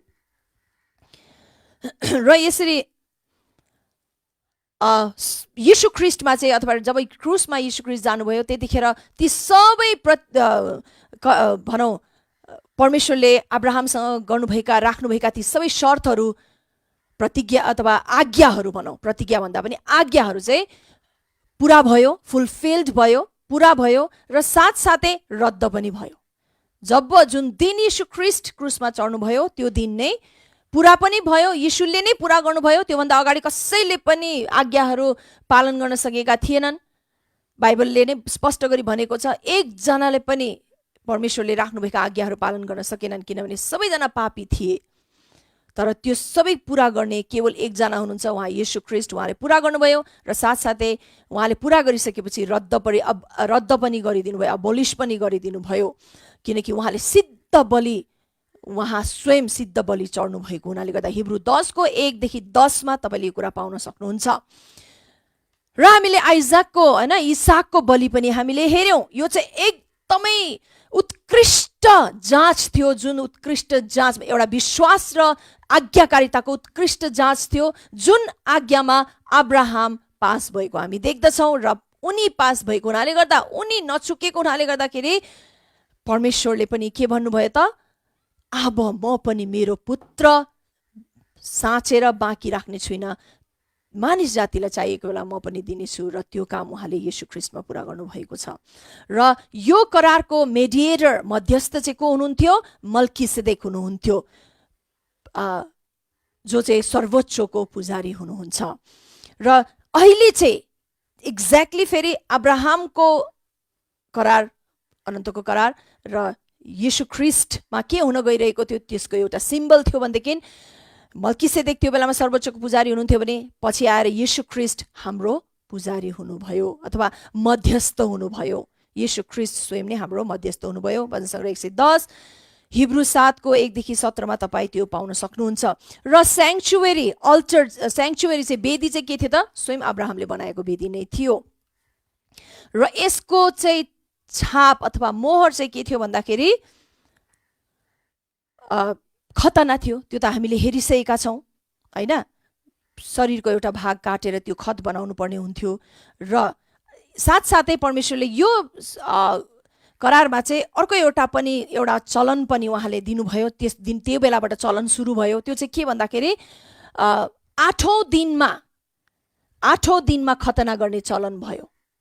बच्चा जन्मिसकेपछि 8औं दिनमा खतना गर्ने र नाम राख्ने चलन भयो, जुन कुरा चाहिँ यीशु ख्रीष्टमा पनि पुरा भएको छ। यीशु ख्रीष्ट पनि जब जन्मेर 8 दिन भएको थियो, यीशु ख्रीष्टको पनि 8औं दिनमा नाम राखेको हामी देख्दछौँ। परमेश्वरलाई चढाउन मरियम र युसुफ मन्दिरमा गएको हामी देख्दछौँ। त्यहाँ बलि चढाएको कुराहरू हामी त्यहाँ देख्न सक्दछौँ।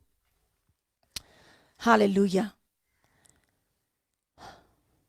र यो करार कति महत्त्वपूर्ण छ भन्ने कुरा हामीले कसरी देख्छौँ थाहा छ? यसको महत्त्वपूर्णता जब पछि आएर जब अब त्यो चलन त आयो नि त, अब खतना गर्ने चलन भयो नि त हैन। त्यो खतनाले चाहिँ अब अब्राहमसँग करार काट्नु भएको छ परमेश्वरले, अनन्तको करार। यही करारमा आधारित उहाँले उद्धारकर्ता लिएर आउनु गइरहनु भएको छ। र अब अब्राहम पछिका सबै वंशहरूले चाहिँ सबैको खतना गर्नु। तर मोसासम्म आइपुग्दाखेरि मोसाले के गरे भन्दाखेरि उनले आफै त खतना गरिसकेका थिए, उनी ठुलो भइसकेका थिए, तर उनी एउटा उद्धारकको रूपमा, इजरायलीहरूको उद्धारकको रूपमा पनि खडा भइसकेका थिए। तर उनले त्यहाँ के भनेको छ, आफ्नो नै छोराको खतना उनले गरेका थिएनन्। र त्यसो भएको हुनाले गर्दाखेरि प्रस्थानको 4:24 र 26मा हामी के देख्दछौँ? स्वयं परमेश्वरले नै मोसालाई मार्ने कोसिस गर्नुभयो। उहाँ यतिसम्म गम्भीर हुनुहुन्थ्यो यो करारप्रति कि मोसाले आफ्नो छोराको खतना नगर्दाखेरि परमेश्वर रिसाउनु भयो। त्यहाँ मोसालाई मारिदिने नै उहाँले निर्णय गर्नुभयो। अथवा हामी हेरौँ एकचोटि प्रस्थानको पुस्तक, प्रस्थानको 4, हामी पढेर नै त्यो खण्डलाई हामी सुन्नेछौँ। परमेश्वर कति गम्भीर हुनुहुन्छ भन्ने कुरा यो कुरालाई लिएर हुनुहुन्थ्यो।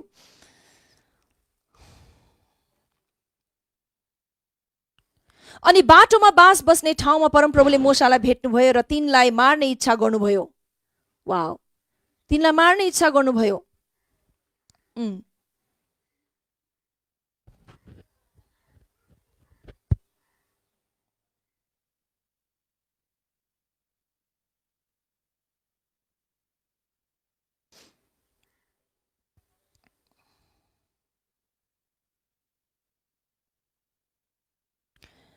हुन्छ, म 25 पनि पढ्दै जान्छु। तर सिपोराले एउटा चकमकको कर्द लिएर आफ्नो छोराको खलडी च्वाट्टै काटेर मोसाको खुट्टामा छुवाइन् अनि तिनले भनिन्, तपाईँ मेरो निम्ति रगतको दुल्हा हुनुहुन्छ। यसैले परमप्रभुले तिनलाई छोडिदिनु भयो। तिनले खतनाको कारणले गर्दा भनेकी थिइन्, तपाईँ रगतको दुल्हा हुनुहुन्छ। वाउ, यहाँ त्यो कुरा देख्ने बित्तिकै अब परमेश्वरले मोसालाई मार्ने इच्छा राख्नुभयो र मोसाको श्रीमतीले चाहिँ थाहा पाइहालिन् कि परमेश्वरले किन यस्तो गरिरहनु भएको छ, किनभने सिपोरालाई थाहा थियो कि मोसाले छोराको खतना गरेको छैन, उनले नै गएर खतना गरिदिन्। यहाँ एकदमै गम्भीर कुरा हामी देख्न सक्छौँ। यदि हामीले परमेश्वरले दिनुभएका राख्नुभएका ती आज्ञाहरू हामीले पालन गरेनौँ भनेदेखि परमेश्वर चान्सुने परमेश्वर हुनुहुन्न, एउटा मानिस हुनुहुन्न। यतिकै ल त ठिक छ भनेर उहाँले छोडिदिनु न, यो गरे पनि हुन्छ नगरे पनि हुन्छ। हामी देख्छौँ नि कति समयहरूमा चाहिँ हामीले कतिवटा चलनहरू हामी गर्दै आयौँ, कति नियमहरू हामीले पालन गर्दै आयौँ धर्म कर्म रीतिथिति गर्दाखेरि, तर त्यहाँ हामी के देख्दछौँ, उल्टाइ पल्टाइ गरेको होइन। अब यसलाई यस्तो तरिकाले गरे पनि हुन्छ, त्यसलाई त्यस्तो तरिकाले गरे पनि हुन्छ, अनि नगरे पनि हुन्छ। समय अब भन न, यो परिस्थितिले मिलेन भनेदेखि यो यस्तो प्रकारले गरे पनि हुन्छ अथवा नगरे पनि हुन्छ भन्ने परिवर्तन भइरहेको हामी देख्दछौँ विधिहरूमा। तर परमेश्वरले, जीवित परमेश्वरले राख्नुभएका विधिहरूमा चाहिँ हामीले नगरी हामी उम्किन सक्दैनौँ। र अब्राहमको करार यति गम्भीर थियो। यदि मानिस जातिले, परमेश्वरले जुन मानिस जाति तयार पारिरहनु भएको थियो आफ्नो उद्धारकर्ता लिएर आउनुको निम्ति, उनीहरूले परमेश्वरले राख्नुभएका ती आज्ञाहरू पालन नगरेको खण्डमा के हुन्थ्यो त, त्यो वंश नै रद्द हुन्थ्यो के, त्यो वंश नै रद्द हुन गइरहेको थियो। त्यसै कारणले गर्दाखेरि परमेश्वर त्यति गम्भीर हुनुभएको हामी देख्दछौँ। यतिसम्म कि कुनै पनि इजरायलीहरू वा इजरायलीहरूको माझमा आएर बसेका कुनै अरू बाहिरबाट आएका मानिसहरूले पनि खतना नगरिकन बस्ने उनीहरूलाई अधिकार थिएन। खतना बाहिरबाट आएका मानिसहरू पनि, म इजरायलीहरूको माझमा अब म एकै नासको भएर उनीहरू जस्तै सरह भएर म बस्छु भनेर भन्छ भनेदेखि तिनीहरूले पनि खतना गर्नुपर्ने हुन्थ्यो। प्रस्थानको 2:43देखि 51 तपाईँले यो कुरा भेटाउन सक्नुहुन्छ।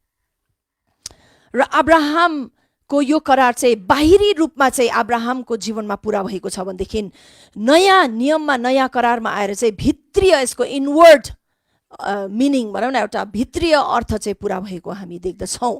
अब बाहिरी रूपमा खतना भएको त्यो एउटा शरीरको टुक्रा काटिन्थ्यो भनेदेखि, तर बाइबलमा कलसी 2:11देखि 13मा हामी देख्दछौँ। लेट्स रिड, हामी कलसीको 2 कसरी यो कुरा चाहिँ गएर हाम्रो आत्माको खतना भित्रीय रूपमा पुरा भएको हामी देख्दछौँ। जुन बाहिर एउटा शरीरको खतना जुन गर्ने चलन थियो, त्यो खासै चाहिँ के को अर्थ थियो भनेर हामी भन्छौँ भनेदेखि, कुन कुराको एउटा सिम्बल थियो भनेर हामी भन्छौँ भनेदेखि, कलसीमा हामी देख्न सक्छौँ 11देखि 13। ख्रिस्टको खतनामा पापमय स्वभावको देहलाई त्यागेर हात बिना गरिएको खतनाद्वारा उहाँमा तिमीहरूको खतना भएको थियो। हालेलुया। फेरि पनि म एकचोटि पढिदिन्छु अथवा 12 र 13 पढ्दै जान्छु। बप्तिस्मामा तिमीहरू उहाँसँग गाडिएका थियौ, मरेकाहरूबाट उहाँलाई जीवित पार्नुहुने परमेश्वरको कार्यमा विश्वास राख्नाले यही बप्तिस्मामा तिमीहरू पनि उहाँसँगै जीवित पार्यौ। तिमीहरू आफ्ना अपराध र शरीर अनुसार बेखतनामा मरेका थियौ, तर परमेश्वरले हाम्रा सबै अपराध क्षमा गरिदिएर उहाँसँगै जीवित पार्नुभयो। आमेन। फेरि पनि म अब यसलाई फेरि पनि पढिदिन्छु। यहाँ लेखिएको छ 11, ख्रिस्टको खतनामा पापमय स्वभावको देहलाई त्यागेर हात बिना गरिएको खतनाद्वारा उहाँमा तिमीहरूको खतना भएको छ। वाउ। र यो खतना चाहिँ कसरी भयो त? हाम्रो शरीर त कुनै पनि अङ्ग काट्ने आज्ञा पनि छैन, त कहाँबाट पुरा भयो त? हाम्रो हृदयको परिवर्तन, हाम्रो त्यो जुन चाहिँ ढुङ्गाको हृदय थियो उहाँले निकालेर हाम्रा सबै पाप अपराधहरू उहाँले मेटाइदिएर चाहिँ त्यो हृदयलाई नै हटाइदिएर उहाँले एउटा नयाँ हृदय राखिदिनु भएको छ। त्यहाँ पनि त्यो एउटा काटिएको एउटा पुरानो हृदय हटाएर नयाँ हृदय राखिएको हामी त्यहाँ देख्दछौँ। त्यसरी हात बिना नै हाम्रो हृदयको नै खतना स्वयं परमेश्वरले उहाँसँगको उहाँलाई हामीले विश्वास गरेर जुन बप्तिस्मा हामीले लियौँ त्यसमा चाहिँ हाम्रो एउटा हृदयको खतना भएको कुरा चाहिँ यहाँ कलसी 2ले बताएको हामी देख्दछौँ। हालेलुया।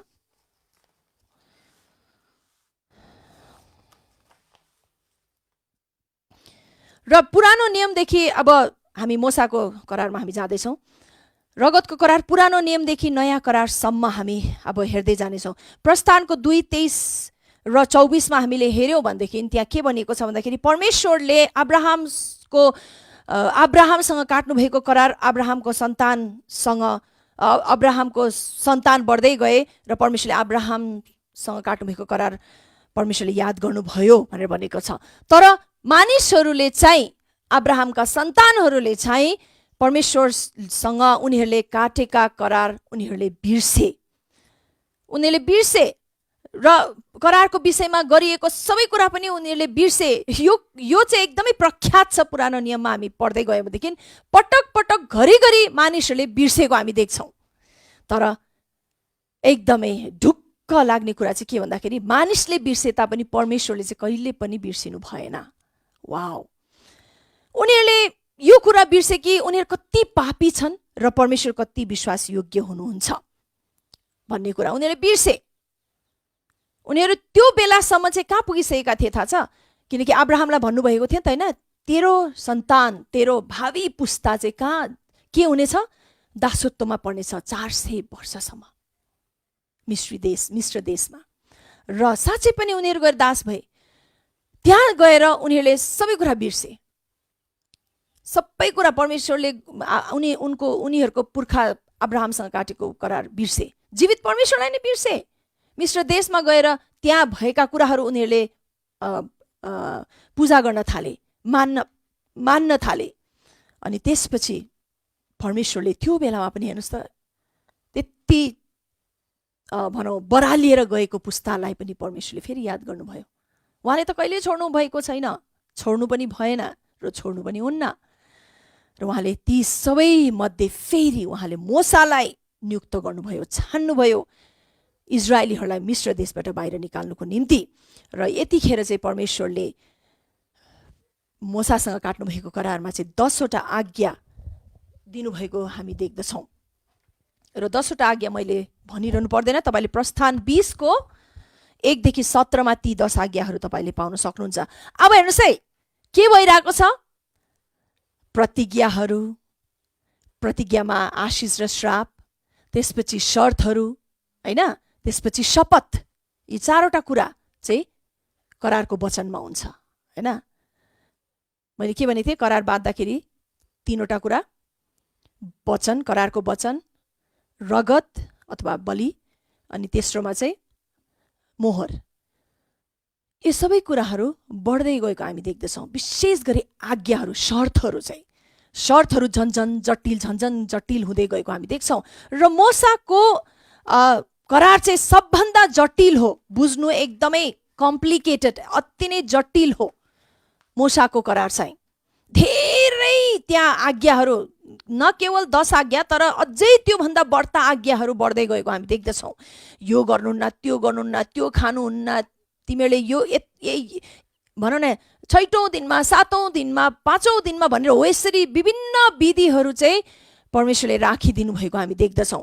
जति मानिसहरूमा पाप बढ्दै गयो, झन्झन अपराधी हुँदै गए, परमेश्वरले उनीहरूलाई एउटा ठाउँमा एकदमै बसमा राख्नुको निम्ति जबसम्म उहाँले उद्धारकर्ता पठाउनु हुँदैन ताकि उनीहरूको पापहरू बढेर चाहिँ उहाँको आँखाको अगाडि नआओस् भनेको हुनाले गर्दाखेरि, किनकि उहाँको आँखाको अगाडि आइपुगेपछि के हुन्छ हामीलाई थाहा छ नि त, सोदोम र गमोराको अवस्था कस्तो भएको थियो। त्यहाँ के भनिएको छ कि सोदोम र गमोराको पाप यति बढ्यो, यति मेरो अगाडि आयो कि अब चाहिँ म यो राष्ट्रलाई, यो सोदोम र गमोरालाई मैले ध्वंस नचाहे तापनि पाल्नु नै पर्ने स्थिति भयो भनेर भनेको हामी देख्दछौँ बाइबलमा। र त्यो पनि परमेश्वरले अब्राहमसँग छलफल गर्नुभएको हामी देख्दछौँ। र अब्राहमले मध्यस्थ गरेको हामी देख्छौँ, मध्यस्थ गर्न कोसिस गरे तर पनि अब्राहमले पनि मध्यस्थ गर्न सकेनन्, किनकि त्यो ठाउँमा उनले 10 जना धार्मिक व्यक्तिहरू भए पनि तपाईँले त्यो ठाउँलाई छोडिदिनुहुन्छ त हे परमेश्वर भन्दाखेरि, म छोडिदिन्छु, जागर खोज भन्दाखेरि अब्राहमले 10 जना पनि भेटाएनन्। त्यो भएको हुनाले गर्दाखेरि परमेश्वरले सोदोम र गमोरालाई खतम पार्नुपर्ने भयो। तर त्यो ठाउँमा अब्राहमको भतिजा लुट चाहिँ थिए, अनि लुट र लुटको परिवार चाहिँ त्यो ठाउँबाट निकालिए हैन, उनीहरू चाहिँ बाँचे। र यसरी झन्झन बढ्दै गयो अनि झन्झन शर्तहरू हुँदै गयो, कानुनहरू भनौँ न, नियमहरू झन्झन धेरै बढ्दै गएको हामी देख्दछौँ। त्यसै कारणले गर्दाखेरि मोसाको करार चाहिँ अति जटिल हुँदै गयो। अनि अब्राहमको करार काटेको समय र मोसाको करार काटेको समय हैन, अब्राहमिक कभनेन्ट र मोसाइक कभनेन्टको माझमा चाहिँ 430 वर्षको अन्तराल छ है, दूरी अथवा फासला छ। र यसरी मोसासँग काटेको करार चाहिँ एकदम स्ट्रिक्टली इजरायलीहरूको निम्ति मात्रै हो, तर मण्डलीको निम्ति चाहिँ होइन। मोसाको करार चाहिँ अब्राहमको होइन, मिक्स नहुनुस् है, मोसाको। अब्राहमसँग काटेको करार, अब्राहमको बेलासम्म चाहिँ कुनै पनि व्यवस्थाहरू थिएन, केही शर्तहरू थिए तर व्यवस्था चाहिँ थिएन। अब्राहमसँगको करार त्यसै कारणले गर्दाखेरि एभरलास्टिङ हो, अनन्त हो अब्राहमसँग काटेको करार चाहिँ। मोसासँग काटेको करार चाहिँ केवल यीशु ख्रीष्ट नआउन्जेलसम्मको लागि मात्रै हो र मण्डलीको निम्ति पनि होइन। तर अब्राहमसँग काटेको करार चाहिँ के थियो थाहा छ? विश्वासमा आधारित थियो, विश्वास र आज्ञाकारितामा आधारित थियो। त्यसै कारणले भनिएको छ कि अब्राहमले त्यो कुरा विश्वास गरे, परमेश्वरले भन्नुभएको कुरा विश्वास गरे र त्यो उनको निम्ति धार्मिकता ठहरियो। इभन बिफोर द कमान्डमेन्ट है, व्यवस्थाहरूभन्दा अगाडि नै, विदाउट द कमान्डमेन्ट, व्यवस्था बिना नै के भएका थिए? अब्राहम चाहिँ धार्मिक ठहरिएका थिए। र त्यस्तै प्रकारको धार्मिकता आज हामीबाट पनि परमेश्वरले अपेक्षा गर्नुभएको छ र त्यस्तरी नै हामीलाई धार्मिक तुल्याउनु भएको छ। बिकज वी बिलिभ्ड, हामीले विश्वास गर्यौँ। कसमा? येशू ख्रीष्टमा विश्वास गर्यौँ। अब्राहमले पनि परमेश्वरले भन्नुभएको कुरामा विश्वास गरे, हामीले पनि येशू ख्रीष्ट जो परमेश्वरको योजना हुनुहुन्छ उहाँलाई विश्वास गर्यौँ। र यहाँ पनि विश्वासमा आधारित, यहाँ पनि विश्वासमा आधारित। तर मोसाको चाहिँ एउटा यस्तो करार थियो जुन करार चाहिँ विश्वासमा भन्दा पनि उनीहरूले कर्ममा आधारित थियो। कर्ममा ती सबै आज्ञाहरू उनीहरूले पालन गर्नुपर्ने भएको थियो। पालन नगरेको खण्डमा के हुन्थ्यो थाहा छ? ढुङ्गाले हानेर मार्ने चलन थियो। एकदमै एउटा प्रकारले भन्नु नै पर्दाखेरि कठोर एउटा करारमा चाहिँ मोसाको पालामा मानिसहरू बाँधिएको हामी देख्दछौँ। किन थाहा छ? त्यो बेलामा यस्तो शर्त, कडा शर्तहरू किन हुनु पर्यो? किनकि पाप गर्ने बित्तिकै मानिसहरूलाई अब मार्दिएन भनेदेखि त त्यो पाप एकदमै त्यो अहिलेको कोरोना भाइरस जस्तै भाइरल भइहाल्ने स्थिति थियो कि त्यहाँ चाहिँ।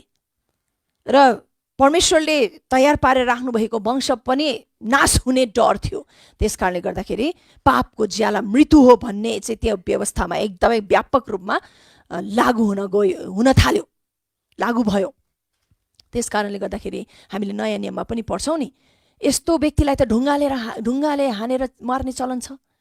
देख्नुभयो त्यहाँ एउटा हामीले घटना देख्दछौँ, येशू ख्रीष्टको येशू ख्रीष्ट यस पृथ्वीमा आउँदाखेरि एउटा स्त्रीलाई व्यभिचारमा पक्रिए मानिसहरूले, अनि त्यहाँ भरि बजारमा त्यो स्त्रीलाई लिएर आइयो अनि सबैले ढुङ्गा हानेर मार्न आँट्दाखेरि र येशू ख्रीष्ट पनि त्यहाँ आइपुग्नु भयो र सबैले के भने, मोसाको व्यवस्थाले यस्तो भन्छ कि यस्तो परिस्थितिमा अथवा व्यभिचारमा परेकाहरूलाई रङ्गे हात जसलाई समातिन्छ त्यसलाई चाहिँ ढुङ्गाले हानेर मार्ने चलन छ भनेर येशूलाई भन्दाखेरि, तरै पनि कति सुन्दरतापूर्वक येशूले त्यो भनौँ त्यो व्यवस्थालाई उहाँले उल्ट्याइदिनु भयो। अथवा उल्ट्याइदिनु भयो भन्दा पनि त्यहाँ के देख्छौँ भन्दाखेरि, ठिक छ यो व्यवस्था ल म पनि मानिलिन्छु, तर पनि त्यही व्यक्तिले पहिलो ढुङ्गा हानोस् जसले जीवनमा कुनै पनि पाप गरेको छैन। येशूले के देखाइदिनु भयो त? ती सबै कठोर व्यवस्थाहरू त्यहाँ मोसाको समयमा, मोसाको करारभित्र भए तापनि परमेश्वरको कठोरता होइन, मानिसको हृदयको कठोरताको कारणले गर्दाखेरि उहाँले ती व्यवस्थाहरू दिनुभएको हो भन्ने कुरा येशूले त्यहाँ देखाउनु भयो। र एक समय त केही व्यक्तिले आएर चाहिँ विवाह विच्छेदको कुरा गर्दाखेरि, किन त मोसाको व्यवस्थामा यस्तो भनिएको छ विवाह विच्छेद गर्नुपर्छ भनेर, कुनै त्यस्तो विश्वासघातको स्थिति आयो भनेदेखि प्रभु येशूले के भन्नुभयो? होइन, त्यो त मानिसको हृदयको कठोरताले गर्दाखेरि परमेश्वरले दिनुभएको हो, नत्र त परमेश्वरले विवाह विच्छेद मन पराउनु हुँदैन। कति सुन्दरतापूर्वक येशूले भनिदिनु भयो। त्यस कारणले गर्दाखेरि ती आज्ञाहरू चाहिँ तपाईँलाई थाहा छ परमेश्वरले मानिसहरूले पालन गरेर सिद्धाउन पालन गर्नेछन् भनेर चाहिँ उहाँले दिनुभएको होइन। परमेश्वरलाई थाहा थियो कि मानिसहरूले पालन गर्न सक्दैनन् भनेर। तर ती आज्ञाहरू चाहिँ हाउ सिनफुल दे आर, उनीहरू कति पापी छन्, कति असमर्थ छन् र परमेश्वर कति पवित्र हुनुहुन्छ भन्ने कुरा देखाउनुको निम्ति उहाँले ती आज्ञाहरू दिनुभएको थियो, राखिदिनु भएको थियो। र एक दिन यो प्रमाण गरिदिनुको निम्ति कि यी आज्ञाहरू पनि पुरा चाहिँ हुन सक्छ इफ यु हुन्छ नि do with love in your heart, तिम्रो हृदयमा प्रेम राखेर यी आज्ञाहरू पालन गर्नेतिर लाग्छौ भनेदेखि मात्रै तिमीले पुरा गर्न सक्छौ। त्यसै कारणले गर्दाखेरि त येशू ख्रीष्टले के भन्नुभयो त, यी सबै आज्ञाहरू के अरे व्यवस्थाहरू र अगमवक्ताहरू चाहिँ एउटै कुरामा झुन्डिएका छन्, त्यो चाहिँ के हो, प्रेम। परमेश्वरलाई सम्पूर्ण हृदयले प्रेम गर्नु र छिमेकीलाई आफू जस्तै प्रेम गर्नु। वाउ, प्रेममा झुन्डेको। त्यसकारणले गर्दा व्यवस्था यतिका जटिल देखे तापनि तिमीले तब मात्रै गएर पुरा गर्न सक्छौ यदि तिमीहरूको हृदयमा प्रेम भयो भने।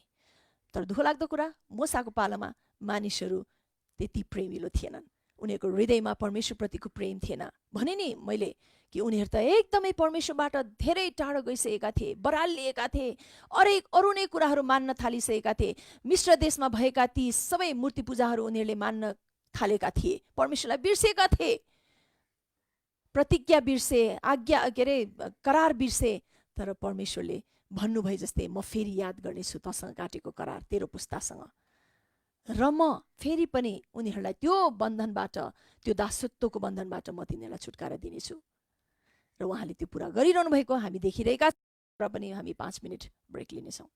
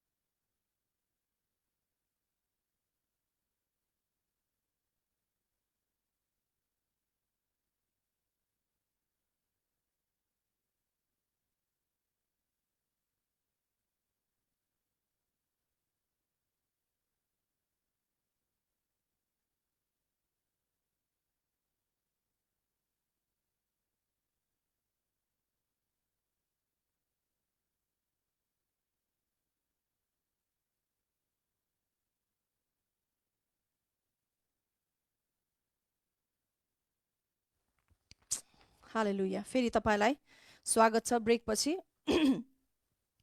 हामीले यसरी मोसासँगको करारलाई हामीले हेरिरहेका छौँ। परमेश्वरले काट्नुभएको करारलाई जटिल करार है। यसमा यति धेरै शर्तहरू, यति धेरै आज्ञाहरू छन् कि मानिसहरूले खासै चाहिँ पुरा गर्न सकेनन्। तर मैले अघि के भनिरहेको थिएँ कि परमेश्वरले दिनुभएका ती सबै आज्ञाहरू चाहिँ मानिसहरूलाई परमेश्वरले उहाँको हृदय देखाउन चाहनुभयो, उहाँको चरित्र देखाउनु चाहनुभयो र खासै उहाँ को हुनुहुन्छ भन्ने कुरा चाहिँ ती सबै आज्ञाहरूद्वारा, ती कमान्डमेन्ट, ती व्यवस्थाहरूद्वारा परमेश्वरले देखाउन खोज्नु भएको हो। किनकि उहाँलाई थाहा थियो कि उनीहरूको जुन पापमै स्वभाव छ, त्यो स्वभावले गर्दाखेरि यो कुराहरू उनीहरूलाई पालन गर्न दिँदैन, उनीहरूले सक्दैनन् भन्ने कुरा चाहिँ उनीहरू कति पापमै कन्डिसनमा, त्यो स्थितिमा छन् भन्ने कुरा देखाउनुको निम्ति मात्रै हो। र कतिसम्म उनीहरू परमेश्वरबाट टाढा पुगिसके, उनीहरू टाढा भएका छन् भन्ने कुरा चाहिँ देखाउनुको निम्ति हो। तर नयाँ नियममा हामीले आएर हेऱ्यौँ भनेदेखि येशू ख्रीष्टले ती सबै व्यवस्थाहरू पुरा गर्नुभयो। त्यसको अर्थ यो पनि होइन कि अब हामीले कुनै पनि व्यवस्था पालन गर्नु पर्दैन भन्ने अर्थ चाहिँ होइन। कतिले त्यो सोच्छन्, कतिले के सोच्छन्, प्रभु येशू ख्रीष्टले रद्द गरिदिनु भयो, अब सिद्धियो भनेर सोच्छन्। तर मत्ती 5:17 हामी हेरौँ त, आउनुहोस् त। अब यो चाहिँ हामीले खण्डहरू खोलेर नै अब हामीले पढ्नु आवश्यक छ, हेर्नु आवश्यक छ। किनकि अब हामी कहाँ आउँदैछौँ थाहा छ? ती सबै करारहरूको पूर्णतामा हामी आउँदैछौँ।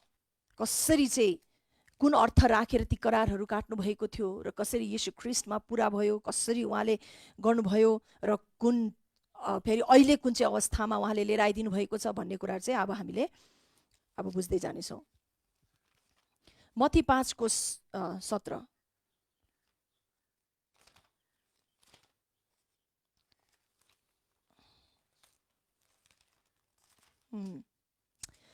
हालेलुया। यहाँ यसरी भनिएको छ, व्यवस्था अथवा अगमवक्ताहरूलाई रद्द गर्न म आएको भन्ने नसम्झ, म ती रद्द गर्न होइन तर पुरा गर्न आए। येशू ख्रीष्टले भन्दै हुनुहुन्छ कि तिमीहरूलाई के लाग्छ? किनकि जुन प्रकारले उहाँले व्यवस्थाको एउटा प्रकारले धर्मगुरुहरूको दृष्टिमा चाहिँ व्यवस्था विपरीत काम गरिरहनु भएको जस्तै देखिन्थ्यो, रद्द गरिरहेको जस्तो देखिन्थ्यो। र त्यसै कारणले गर्दाखेरि यहाँ रे येशूले एक दिन भन्नुपर्ने भयो कि तिमीले यो नसम्झ कि मैले रद्द गर्न आएको छु, तर मैले पुरा गर्न आएको छु। तर पुरा गर्दाखेरि त्यसको अर्थ बुझाउँदै पुरा गरिरहेको छु। तिमीले त्यो बाहिरी क्षेत्र हेरेर खालि रिचुअल्स होइन, खालि विधि मात्रै हृदय चाहिँ छँदै छैन। त्यसकारण प्रभुले भन्नुभयो नि, तिमीहरूले मुखबाट मात्रै मेरो सेवा गर्छ तर हृदय त गाउँ छ, मभन्दा धेरै टाढो छ भन्नुभयो। तर येशू ख्रीष्टले चाहिँ के देखाउनु भएको छ कि उहाँले रद्द होइन, जुन चाहिँ उनीहरूको दृष्टिमा चाहिँ रद्द जस्तै देखियो, तर साँचो अर्थ राखेर चाहिँ अथवा साँचो अर्थ ती व्यवस्थाहरूको येशूले फुकाइरहनु भएको थियो र त्यसअनुसार उहाँले पुरा गरिरहनु भएको थियो। अनि र यसलाई अझै पनि बलियो पार्नुको निम्ति गलाती 5:14 हेरौँ त, उहाँले कसरी पुरा गर्नुभएको रहेछ भन्ने कुरा चाहिँ। गलाती 5:14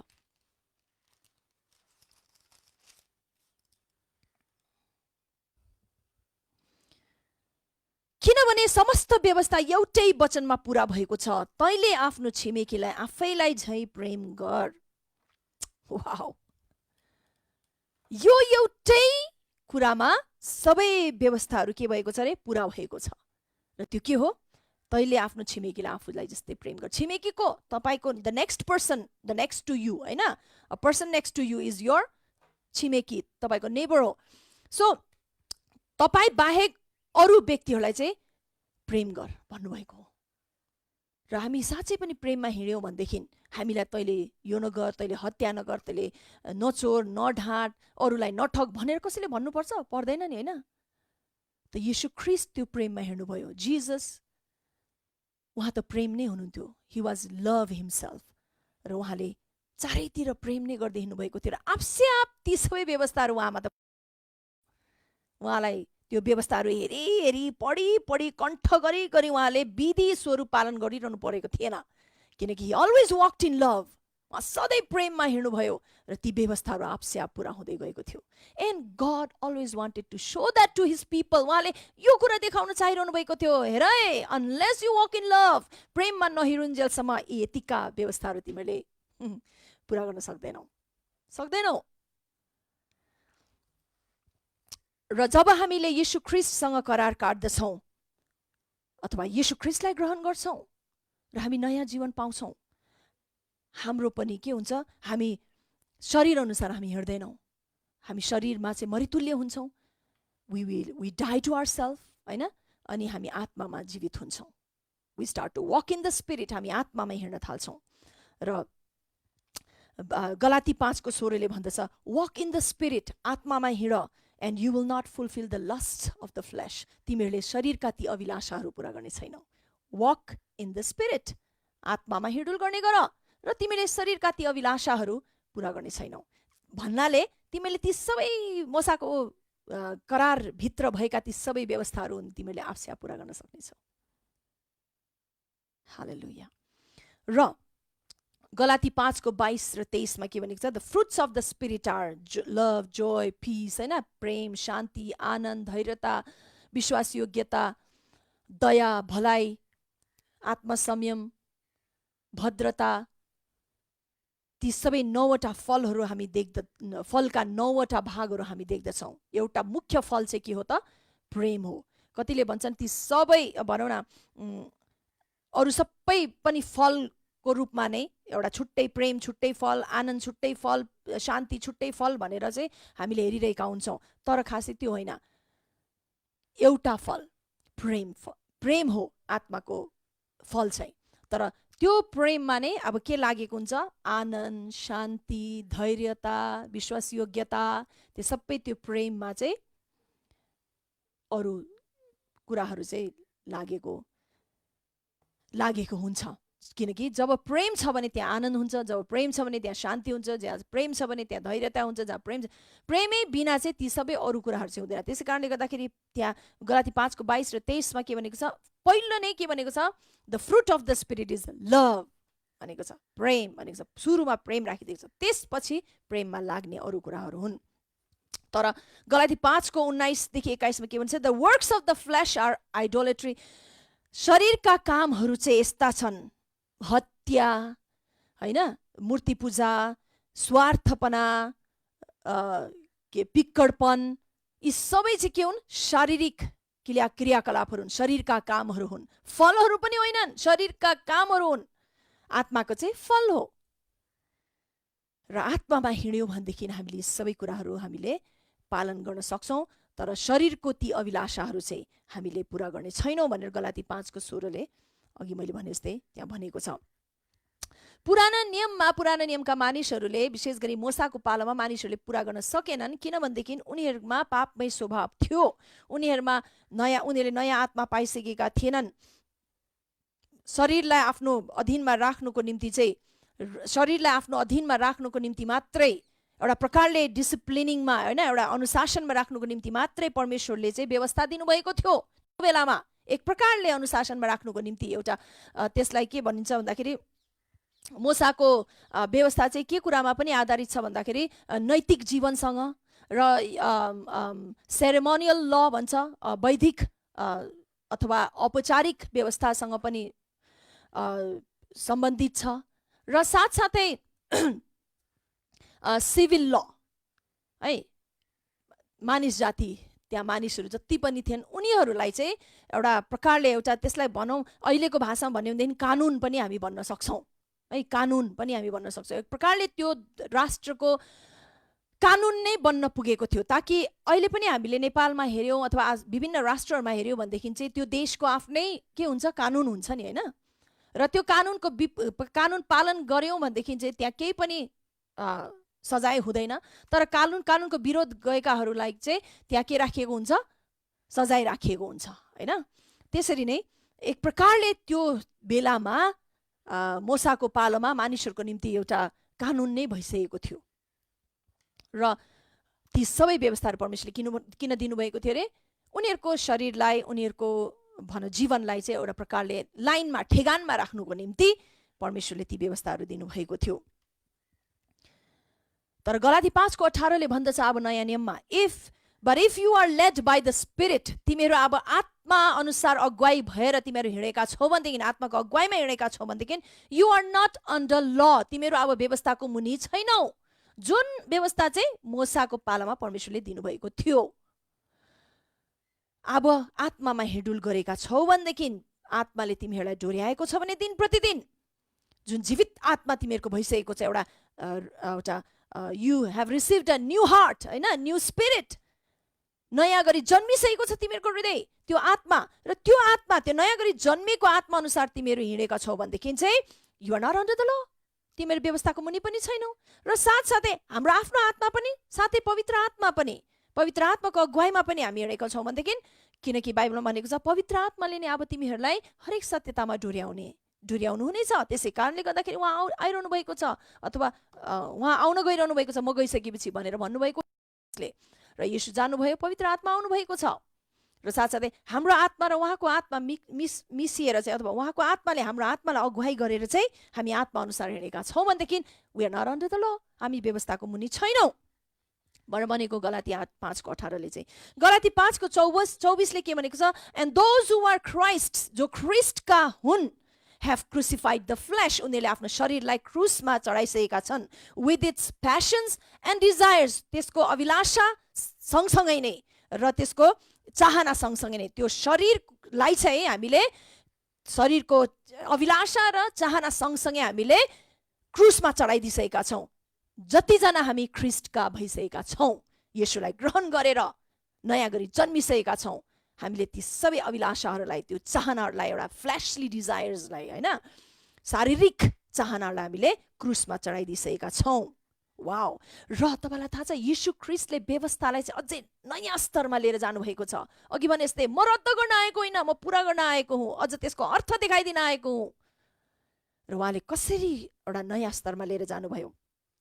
मत्ती 22:36 देखि 40 त एकजनाले आएर येशूलाई भन्छन्, धर्मगुरुलाई, गुरुज्यू, टिचर, होइन, गुरुज्यू भनेर चाहिँ उनले भनेका छन्, what is the greatest commandment in the law, व्यवस्थामा सबभन्दा उच्च, सबभन्दा ठुलो र उत्कृष्ट आज्ञा चाहिँ के हो र कुन चाहिँ हो भन्दाखेरि येशूले उनलाई भन्नुहुन्छ, on these two commandments hang all the laws and the prophets, यही व्यवस्थामा, यो दुईवटा आज्ञामा नै सबै व्यवस्थाहरू र सबै अगमवक्ताहरू झुन्डिएका छन्।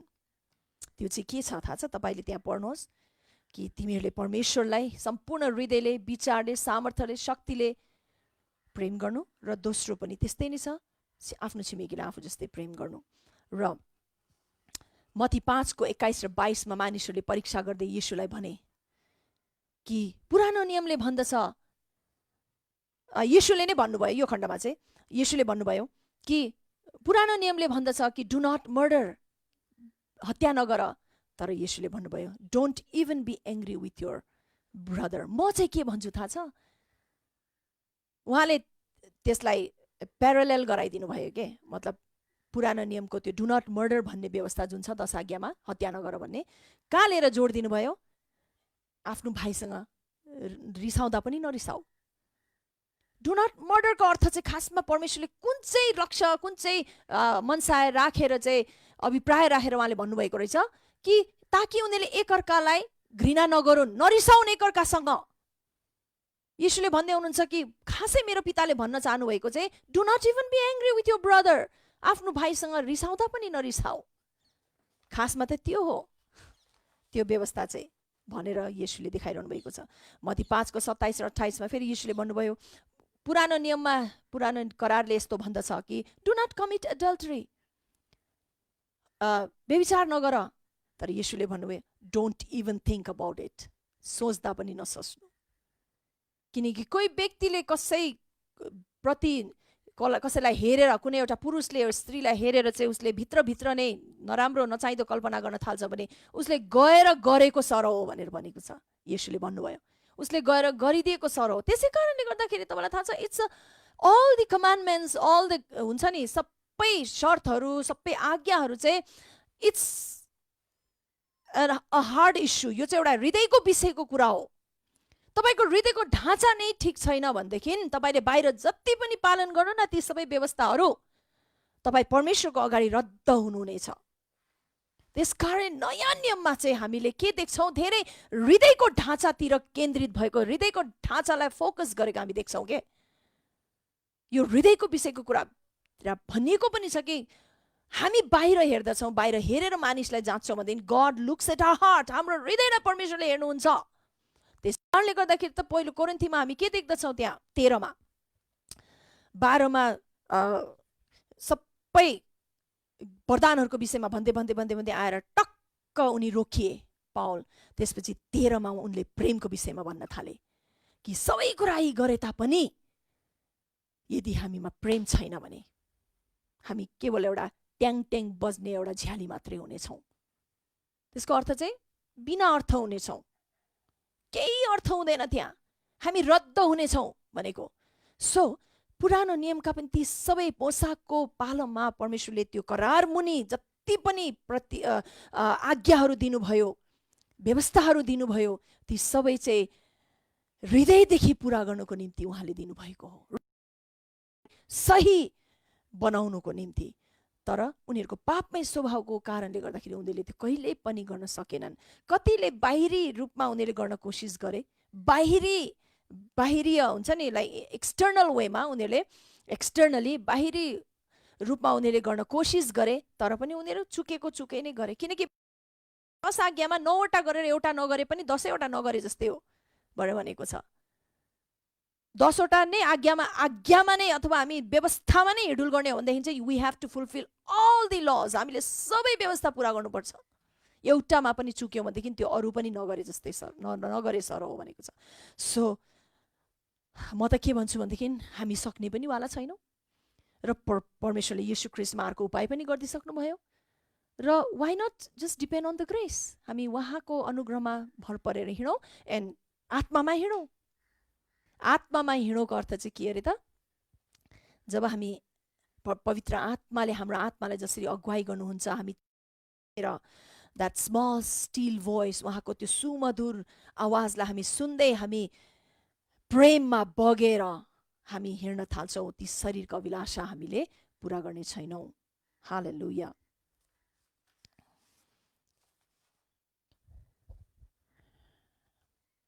र यो व्यवस्थामा, मूसाको यो व्यवस्थामा चाहिँ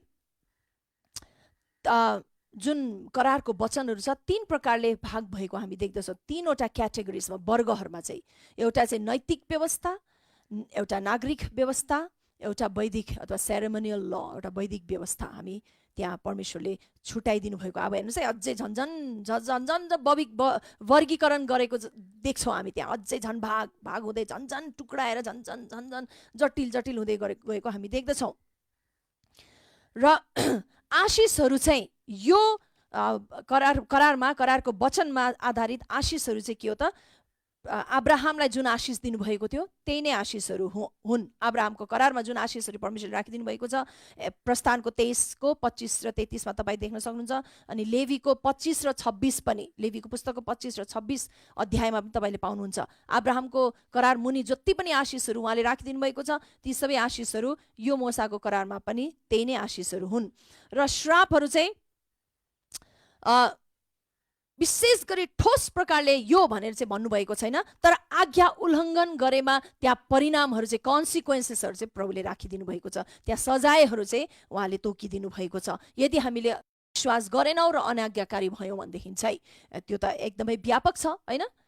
कसैले पाप गर्छ नि ढुङ्गाले हारेर मारिदिनु, कसैले यो यस्तो गर्छ भने त्यसलाई चाहिँ च्वाट्टै काटिदिनु, कसैले हुन्छ नि रगत बगाएको छ भने त्यसको पनि रगत बगाइयोस्। अब यस्तो प्रकारको कठोर हामीले भनौँ अनाज्ञाकारिताको चाहिँ परिणाम हामी देख्न सक्छौँ। तैपनि यो पढेर यो अध्ययन गर्दै जाँदाखेरि हो परमेश्वर त कस्तो कठोर हुनुहुन्थ्यो पुरानो नियममा त भनेर नभन्नुहोस्, किनकि परमेश्वर हिजो आज सधैँभरि एक समान हुनुहुन्छ। उहाँ त्यो बेलामा पनि त्यस्तो कठोर हुनुहुन्थेन, तर मानिसको हृदयको कठोरताको कारणले गर्दाखेरि पनि गर्दाखेरि मात्रै कतिवटा कुरा जुन उहाँले गर्नुभयो त्यो गर्नुपर्ने भएको हो। उहाँको हृदयको कठोरताले गर्दाखेरि होइन, मानिसको हृदयको कठोरताले गर्दाखेरि हो। धेरै कुराहरू छन् भन्नुपर्ने, तरै पनि यहाँ समयको कमीले गर्दाखेरि म सबै डिटेल्समा जान सक्दिनँ। तर अहिले यो कुरा चाहिँ बुझिरहनुहोस् कि ती सबै कठोर नियमहरू हामीले देखेको भए तापनि यो पनि परमेश्वरले उहाँले हामीलाई प्रेम गर्नुभएको लागि नै राख्नुभएको हो। हालेलुया। र शर्तहरू मैले अघि भने नि, सबै अरू करारहरू चाहिँ विश्वासद्वारा पालन हुन्थ्यो भने यहाँ चाहिँ के हो त, कर्मद्वारा आज्ञाकारी भएर पालन हुन्थ्यो। विश्वासको कुरा भन्दा पनि यहाँ चाहिँ के हो त, कर्म गर्नुपर्ने हुन्थ्यो। कतिवटा दिएका ती सबै आज्ञाहरू पालन गर्नुपर्ने भयो। हत्या नगर, नचोर, अरूको लोभ नगर, अरूको सरसामानहरूको भन्ने ती आज्ञाहरू जुन हामी देख्दछौँ, ती सबै उनीहरूले पालन गरेर मात्रै धार्मिक ठहरिने भए के त्यहाँ। त्यसै कारणले गर्दाखेरि भनिएको छ नि नयाँ नियममा कि अब चाहिँ व्यवस्था बिना नै प्रकट भएको धार्मिकता हाम्रो माझमा आएको छ। तर त्यो बेलामा चाहिँ के रहेछ त, व्यवस्थामा आधारित धार्मिकता। मोसाको पालामा चाहिँ व्यवस्थामा आधारित धार्मिकता थियो भने अब चाहिँ ख्रीष्ट येशूमा व्यवस्था बिना नै प्रकट भएको धार्मिकता हामीले प्राप्त गरेका छौँ। गलाती 3को 10 देखि 12 मा अनि 21 मा तपाईले त्यो पढ्न सक्नुहुन्छ। रोमी 10 को 1 देखि 5 पनि तपाईले पढ्न सक्नुहुन्छ। र यस्ता शर्तहरू परमेश्वरले किन राख्नुभयो, किन राख्नुपर्ने भयो, के कुराले परमेश्वरलाई उक्सायो? इजरायलीहरूको आफ्नो एकदमै आक्रोशित घमण्डले गर्दाखेरि, इजरायलीहरूको आक्रोशित घमण्डले गर्दाखेरि परमेश्वरलाई यस्ता यस्ता शर्तहरू उनीहरूमा लागू गरिदिनुको निम्ति उक्सायो के। अघि मैले भने जस्तै परमेश्वर यतिकै बिना बित्थामा म यिनीहरूलाई अझै पनि कडा कडा नियमहरू दिन्छु भनेर चाहिँ उहाँले यतिकै बिना बित्थामा गर्नुभएको होइन। तर झन् हामी भन्छौँ नि, कोही व्यक्तिहरू, हाम्रो पनि कोही छोराछोरीहरू अथवा हामीले स्कुलमा पढाएका छौँ भने विद्यार्थीहरू, जब विद्यार्थीहरू अति नै अट्टेरी हुन्छन् अनि छोराछोरीहरू अझै अट्टेरी हुन्छन्, अनुशासन कस्तो हुन्छ, अझै कडा कडा हुँदै जान्छ नि होइन। हाम्रो अनुशासनको छडी अझै पनि के हुन्छ, डह्रो हुँदै जान्छ भने जस्तै।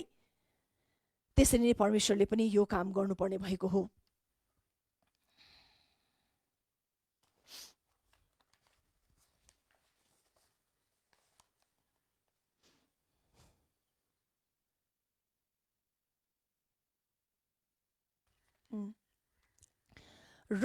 यसमा धेरै छन् भन्नुपर्ने व्यवस्थाहरू त धेरै छन्। तपाईले पुरानो नियमको जुन चाहिँ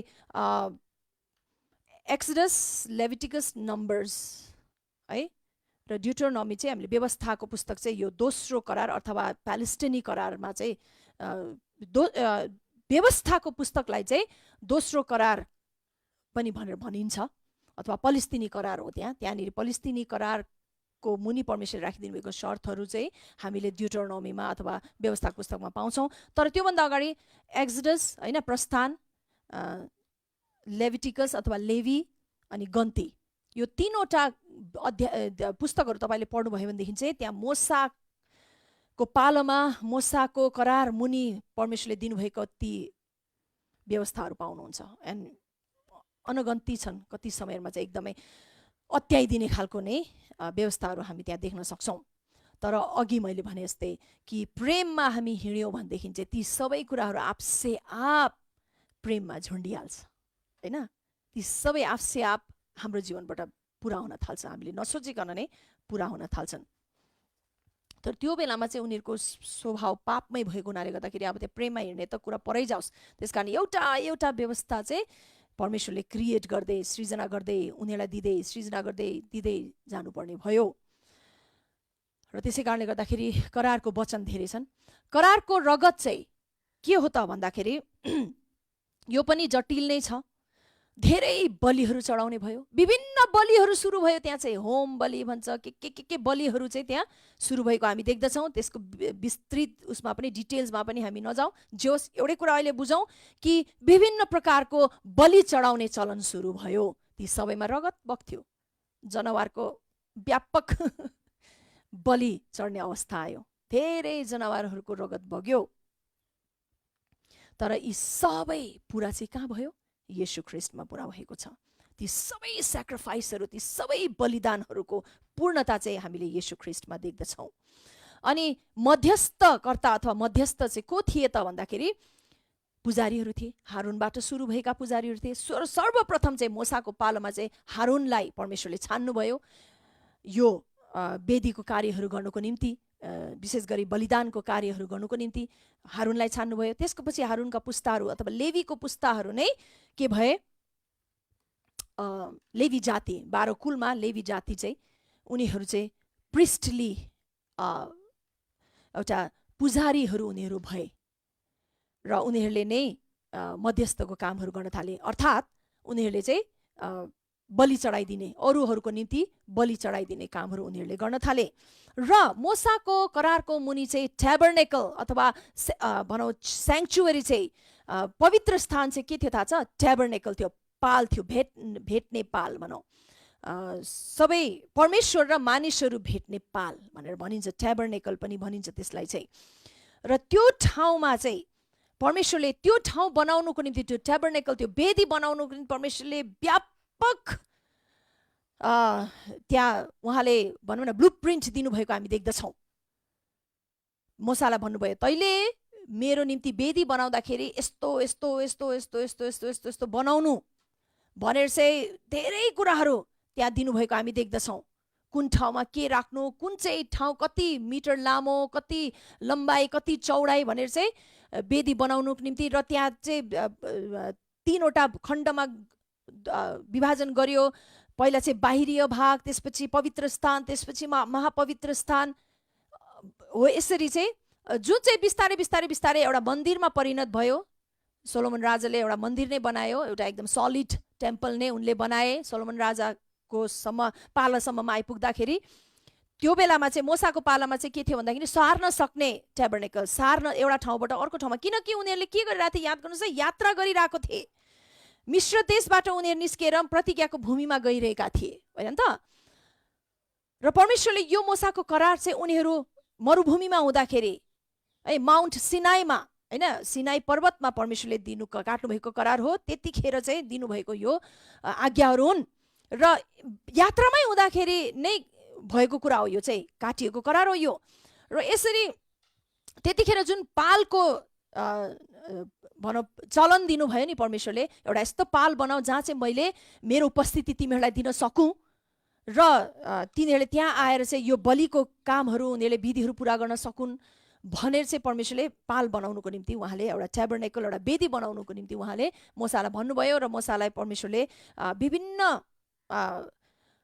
क्षेत्रहरू कस्तो कुन कुन क्षेत्र कसरी बनाउने भन्ने कुराहरू सबै एकदमै राम्रोसँग उहाँले डिटेल्समा दिनुभयो।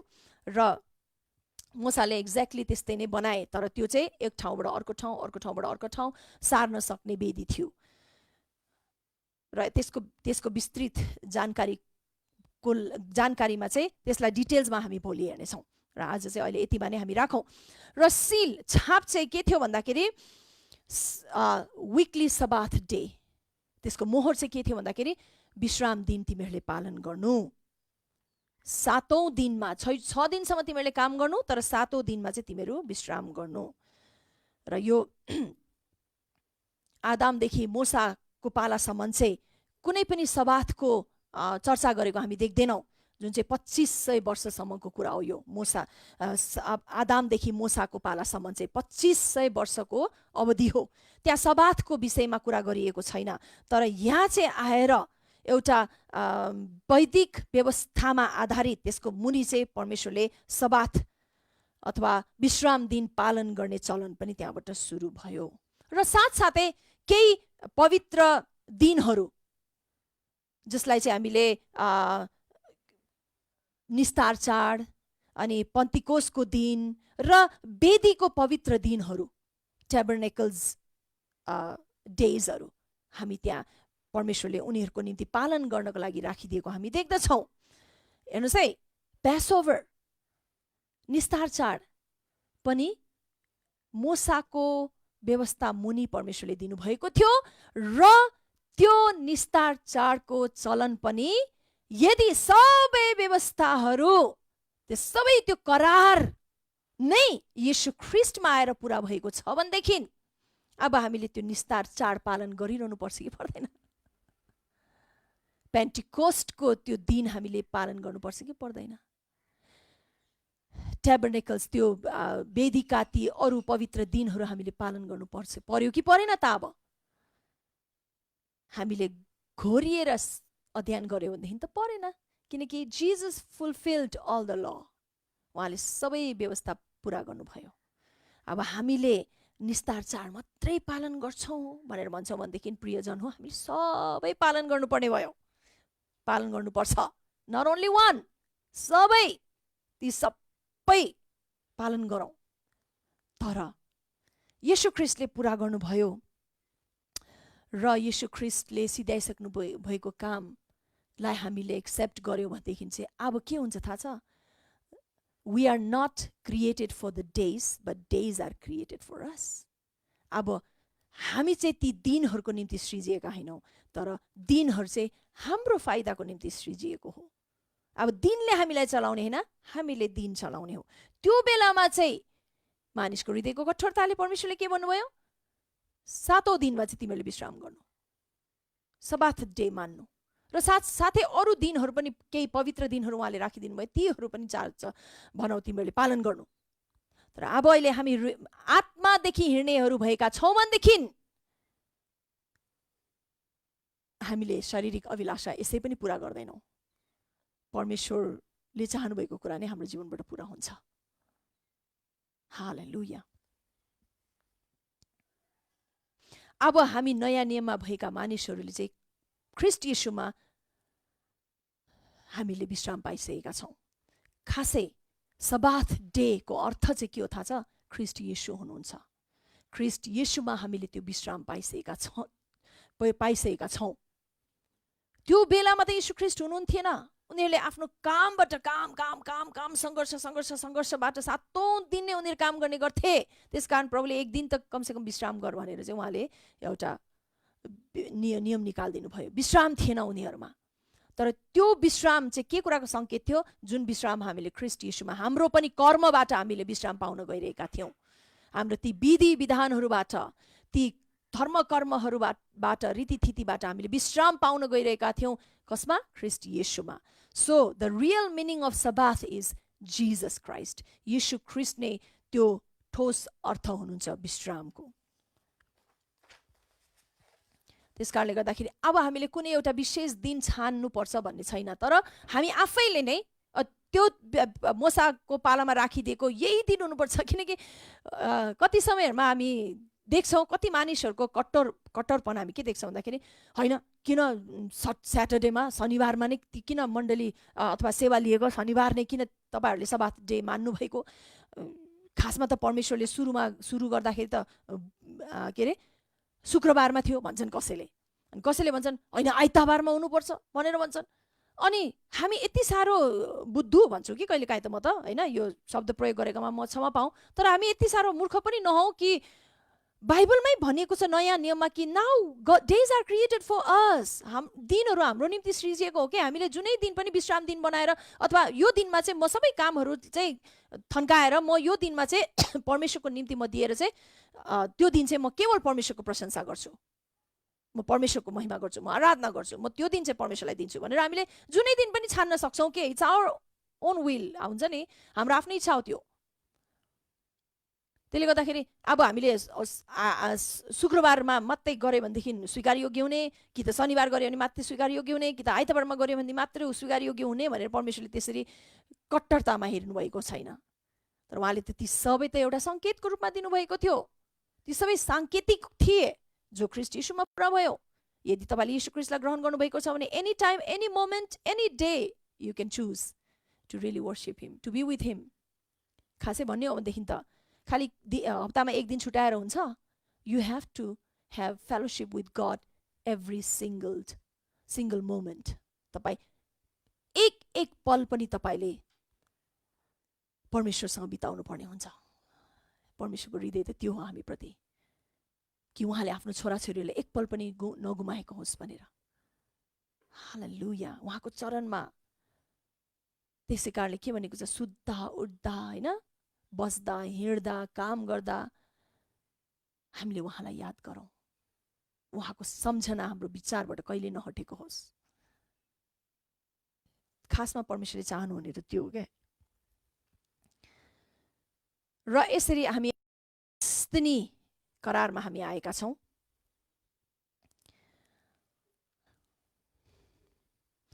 फलस्तिनी करार मैले भने मोसाको करारको वृद्धि हो है। मोसाको करारलाई नै फेरि अझै पनि एकदमै अझै सामर्थ्य तुल्याएको जस्तै। हुनु त छुट्टै हो, मतलब फेरि एउटा ठाउँमा आइपुगेर चाहिँ मोवाब भन्ने मैदानमा आएर चाहिँ परमेश्वरले फेरि अर्को नयाँ करार उहाँले काट्नु भएको छ इजरायलीहरूसँग प्रतिज्ञाको भूमिमा पस्नुभन्दा अगाडि। अब त उनीहरू प्रतिज्ञाको भूमिमा पस्न नै आँटेका थिए, तर त्यो भूमि सम्बन्धित पनि उहाँले प्रतिज्ञाहरू दिनु परेको थियो, करारहरू काट्नु परेको थियो। त्यसै कारणले गर्दाखेरि ओके, बिफोर द्याट, त्योभन्दा अगाडि मलाई एउटा कुरा भन्नु मन लाग्यो कि साउल राजासम्म है, किनकि साउल चाहिँ पहिलो राजा हुन् इजरायलीहरूको, त्योभन्दा अगाडिसम्म स्वयं परमेश्वरले नै इजरायलीहरूलाई डोर्याउनुहुन्थ्यो। स्वयं परमेश्वर नै इजरायलीहरूका राजा हुनुहुन्थ्यो। अनि परमेश्वरले सधैँ त्यही नै हुन चाहनुभएको थियो, तर इजरायलीहरूले गनगन गरे। अब के भन्छ अरे, कनान देशसम्म पुग्नको निम्ति उनले विभिन्न देशहरूलाई पार गरेर आए नि त होइन, 40 वर्षसम्म। र अरू देशहरूमा उनीहरूले के देखे थाहा छ? राजाहरूले उनीहरूलाई राज गरेको देखे, अगुवाई गरेको देखे, एन्ड दे लाइक्ड इट। उनीहरूलाई त्यो कुरा मन पर्यो। किन थाहा छ? किनकि परमेश्वरलाई सामना गर्नु त सधैँ सजिलो हुँदैन नि होइन। हामी सधैँ एकदमै सही स्थानमा, सही सोच, सही विचार, सही ढाँचामा हामी जिरहेका हुँदैनौँ। अनि परमेश्वरको उपस्थितिमा परमेश्वरलाई सामना गर्ने भन्ने कुरा चाहिँ यो हल्का कुरा होइन। सो उनीहरूलाई जहिले त्यो कुराले झ्याउ लाग्थ्यो के, उनीहरूले भन्थे पनि अब त परमेश्वरलाई भन्नुहोस्, मोसालाई भन्थे उनीहरूले, परमेश्वरलाई भनिदिनुहोस् कि हामीसँग यसरी नबोल्नुको निम्ति हामी घबरायौँ, हामी डरायौँ हो। यस्तो कुराहरू पनि उनीहरूले गनगन गरे।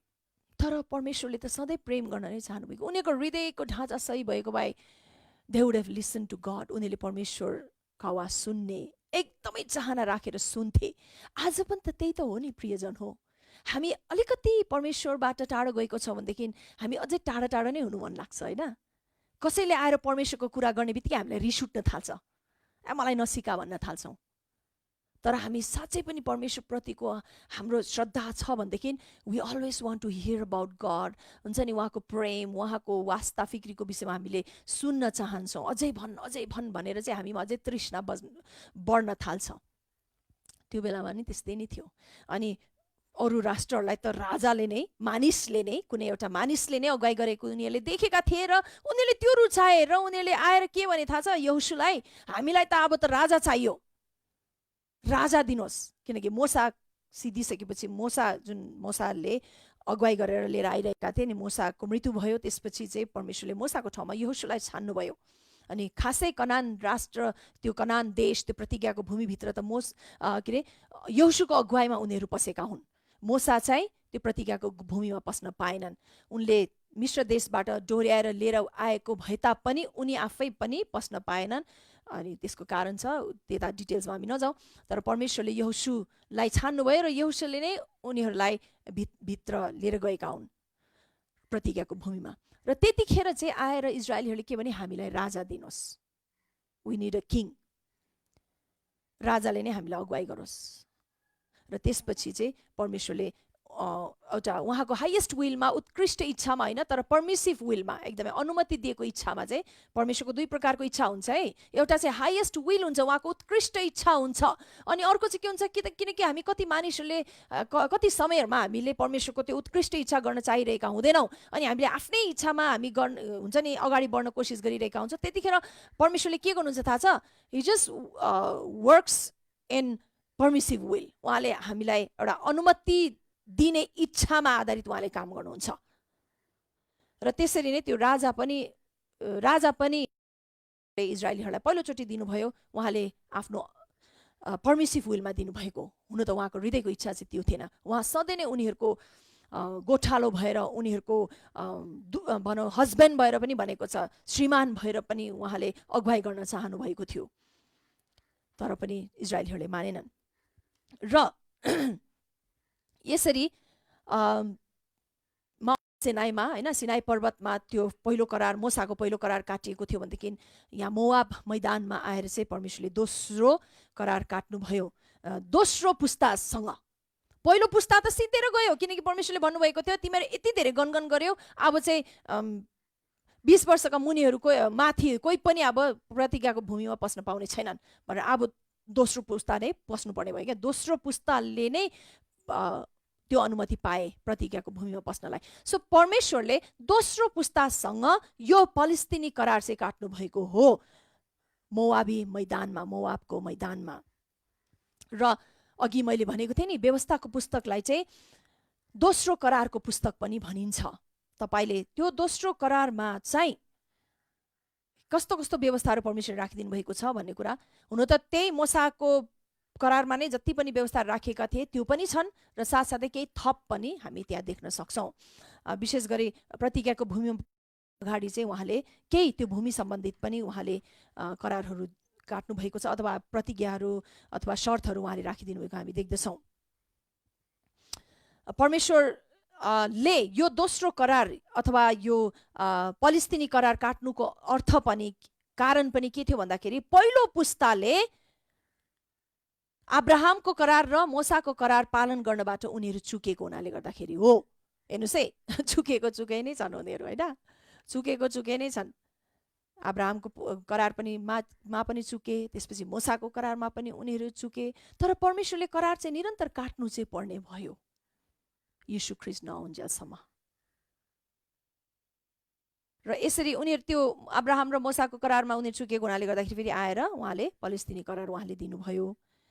अनि यसमा चाहिँ हामी विस्तृत रूपमा भोलिको दिन नै हामी जानेछौँ।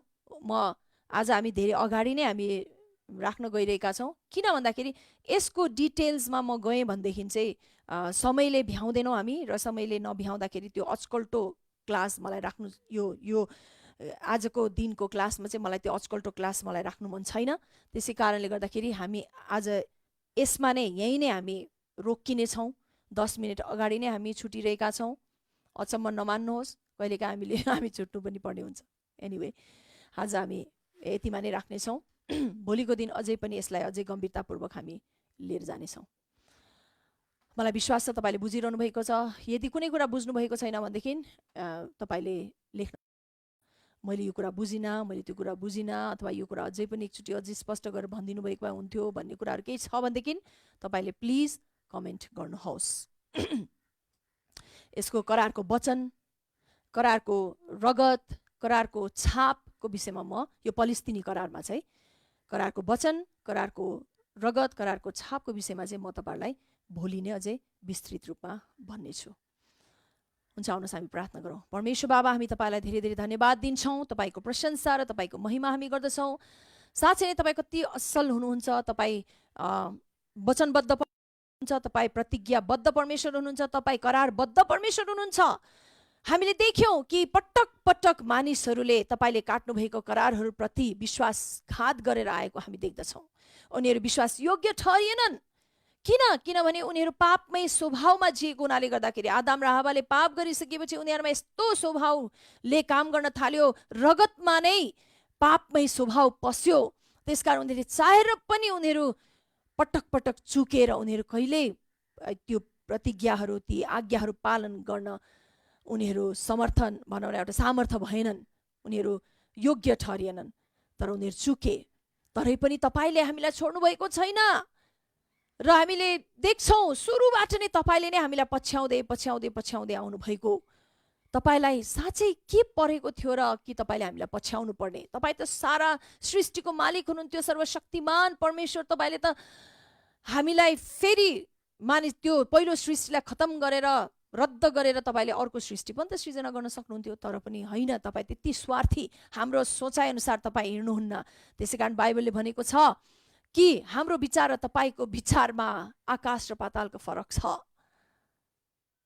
जस प्रकारले हामीले सोच्छौँ त्यसरी उहाँ तपाईँ सोच्नुहुन्न भनेर बाइबलले भन्दछ। तपाईँले एकदम भिन्दै प्रकारले सोच्नुहुन्छ। जुन सोचाइ त हामीले ठम्याउनु पनि सक्दैनौँ। त्यसकारण हामीले यो सानो विचारले कहिलेकाहीँ हामीले यस्तो सोची पठाइदिन्छौँ कि किन परमेश्वरले त्यो पहिलो सृष्टिलाई नाश पारेर फेरि अर्को किन सुरु नगर्नु भएको होला भनेर हामीले छोटो विचारमा सोची पठाउँछौँ। तर प्रभु तपाईँ त्यसरी सोच्नुहुन्न। तपाईँले त्यही सुरुको नै सृष्टिलाई अझै सामर्थ्य, अझै सक्षम, अझै दह्रो, अझै बलियो, अझै पवित्र, अझै शुद्ध पार्दै लिएर जानुभयो। वाओ, त्यो पो हो त विजय। किनकि साँच्चै कुनै एउटा कुरा भएन भनेदेखि त्यसलाई हटाएर अर्को त कसले गर्न सक्दैन र। तर त्यही बिग्रेको कुरालाई नै फेरि बनाउनु र पहिलोभन्दा पनि अझै उत्कृष्ट बनाउनुमा नै विजय छ, आत्मसन्तुष्टि छ। ओ हालेलुया। हामी अझै बुझ्दै बुझ्दै बुझ्दै जानुपर्ने छ प्रभु। हामीलाई तपाईँको हृदय विशेष गरी हामीलाई बुझाइ पनि रहनु भएको छ। धन्यवाद दिन्छौँ प्रभु तपाईँलाई। तपाईँको प्रशंसा म गर्दछु प्रभु। आजको क्लास हामी यही नै राख्दछौँ। हामीलाई तपाईँले अहिलेसम्म अगुवाई गर्नुभएको लागि धन्यवाद दिन्छौँ र अझै योभन्दा अगाडि पनि तपाईँले हामीलाई अगुवाई गर्नुहुनेछ। पवित्र आत्मा तपाईँले सिकाउँदै बुझाउँदै हामीलाई लिएर जानुहुनेछ। हामी अति नै सिक्न तयार छौँ, बुझ्न तयार छौँ। धन्यवाद तपाईँलाई। सबै कुरा हामी तपाईँकै हातमा राख्दछौँ, तपाईँकै अगुवाई खोज्दछौँ, आत्मामा नै हामी हेर्नेछौँ, ताकि हामीले शरीरका अभिलाषाहरू पुरा नगरौँ, तर हामी आत्माको फलहरू हामीमा प्रशस्तै लटरम्मै लागेको होस्, ताकि मानिसहरूले हामीबाट टिपेर खाउन्। मानिसले पनि प्रभु हामीमा प्रेम देखेर उनीहरूले पनि प्रेम गर्न थालुन्, हामीमा आनन्द देखेर उनीहरू पनि आनन्दित हुन्, हामीमा त्यो शान्ति देखेर उनीहरूले पनि त्यो शान्तिको अभिलाषा गर्न थालुन्, हामीमा त्यो आत्मा संयम देखेर, हामीमा त्यो देखेर विश्वास योग्यता देखेर त्यही कुराहरू उनीहरूले पनि चाहना गर्न थालुन् प्रभु।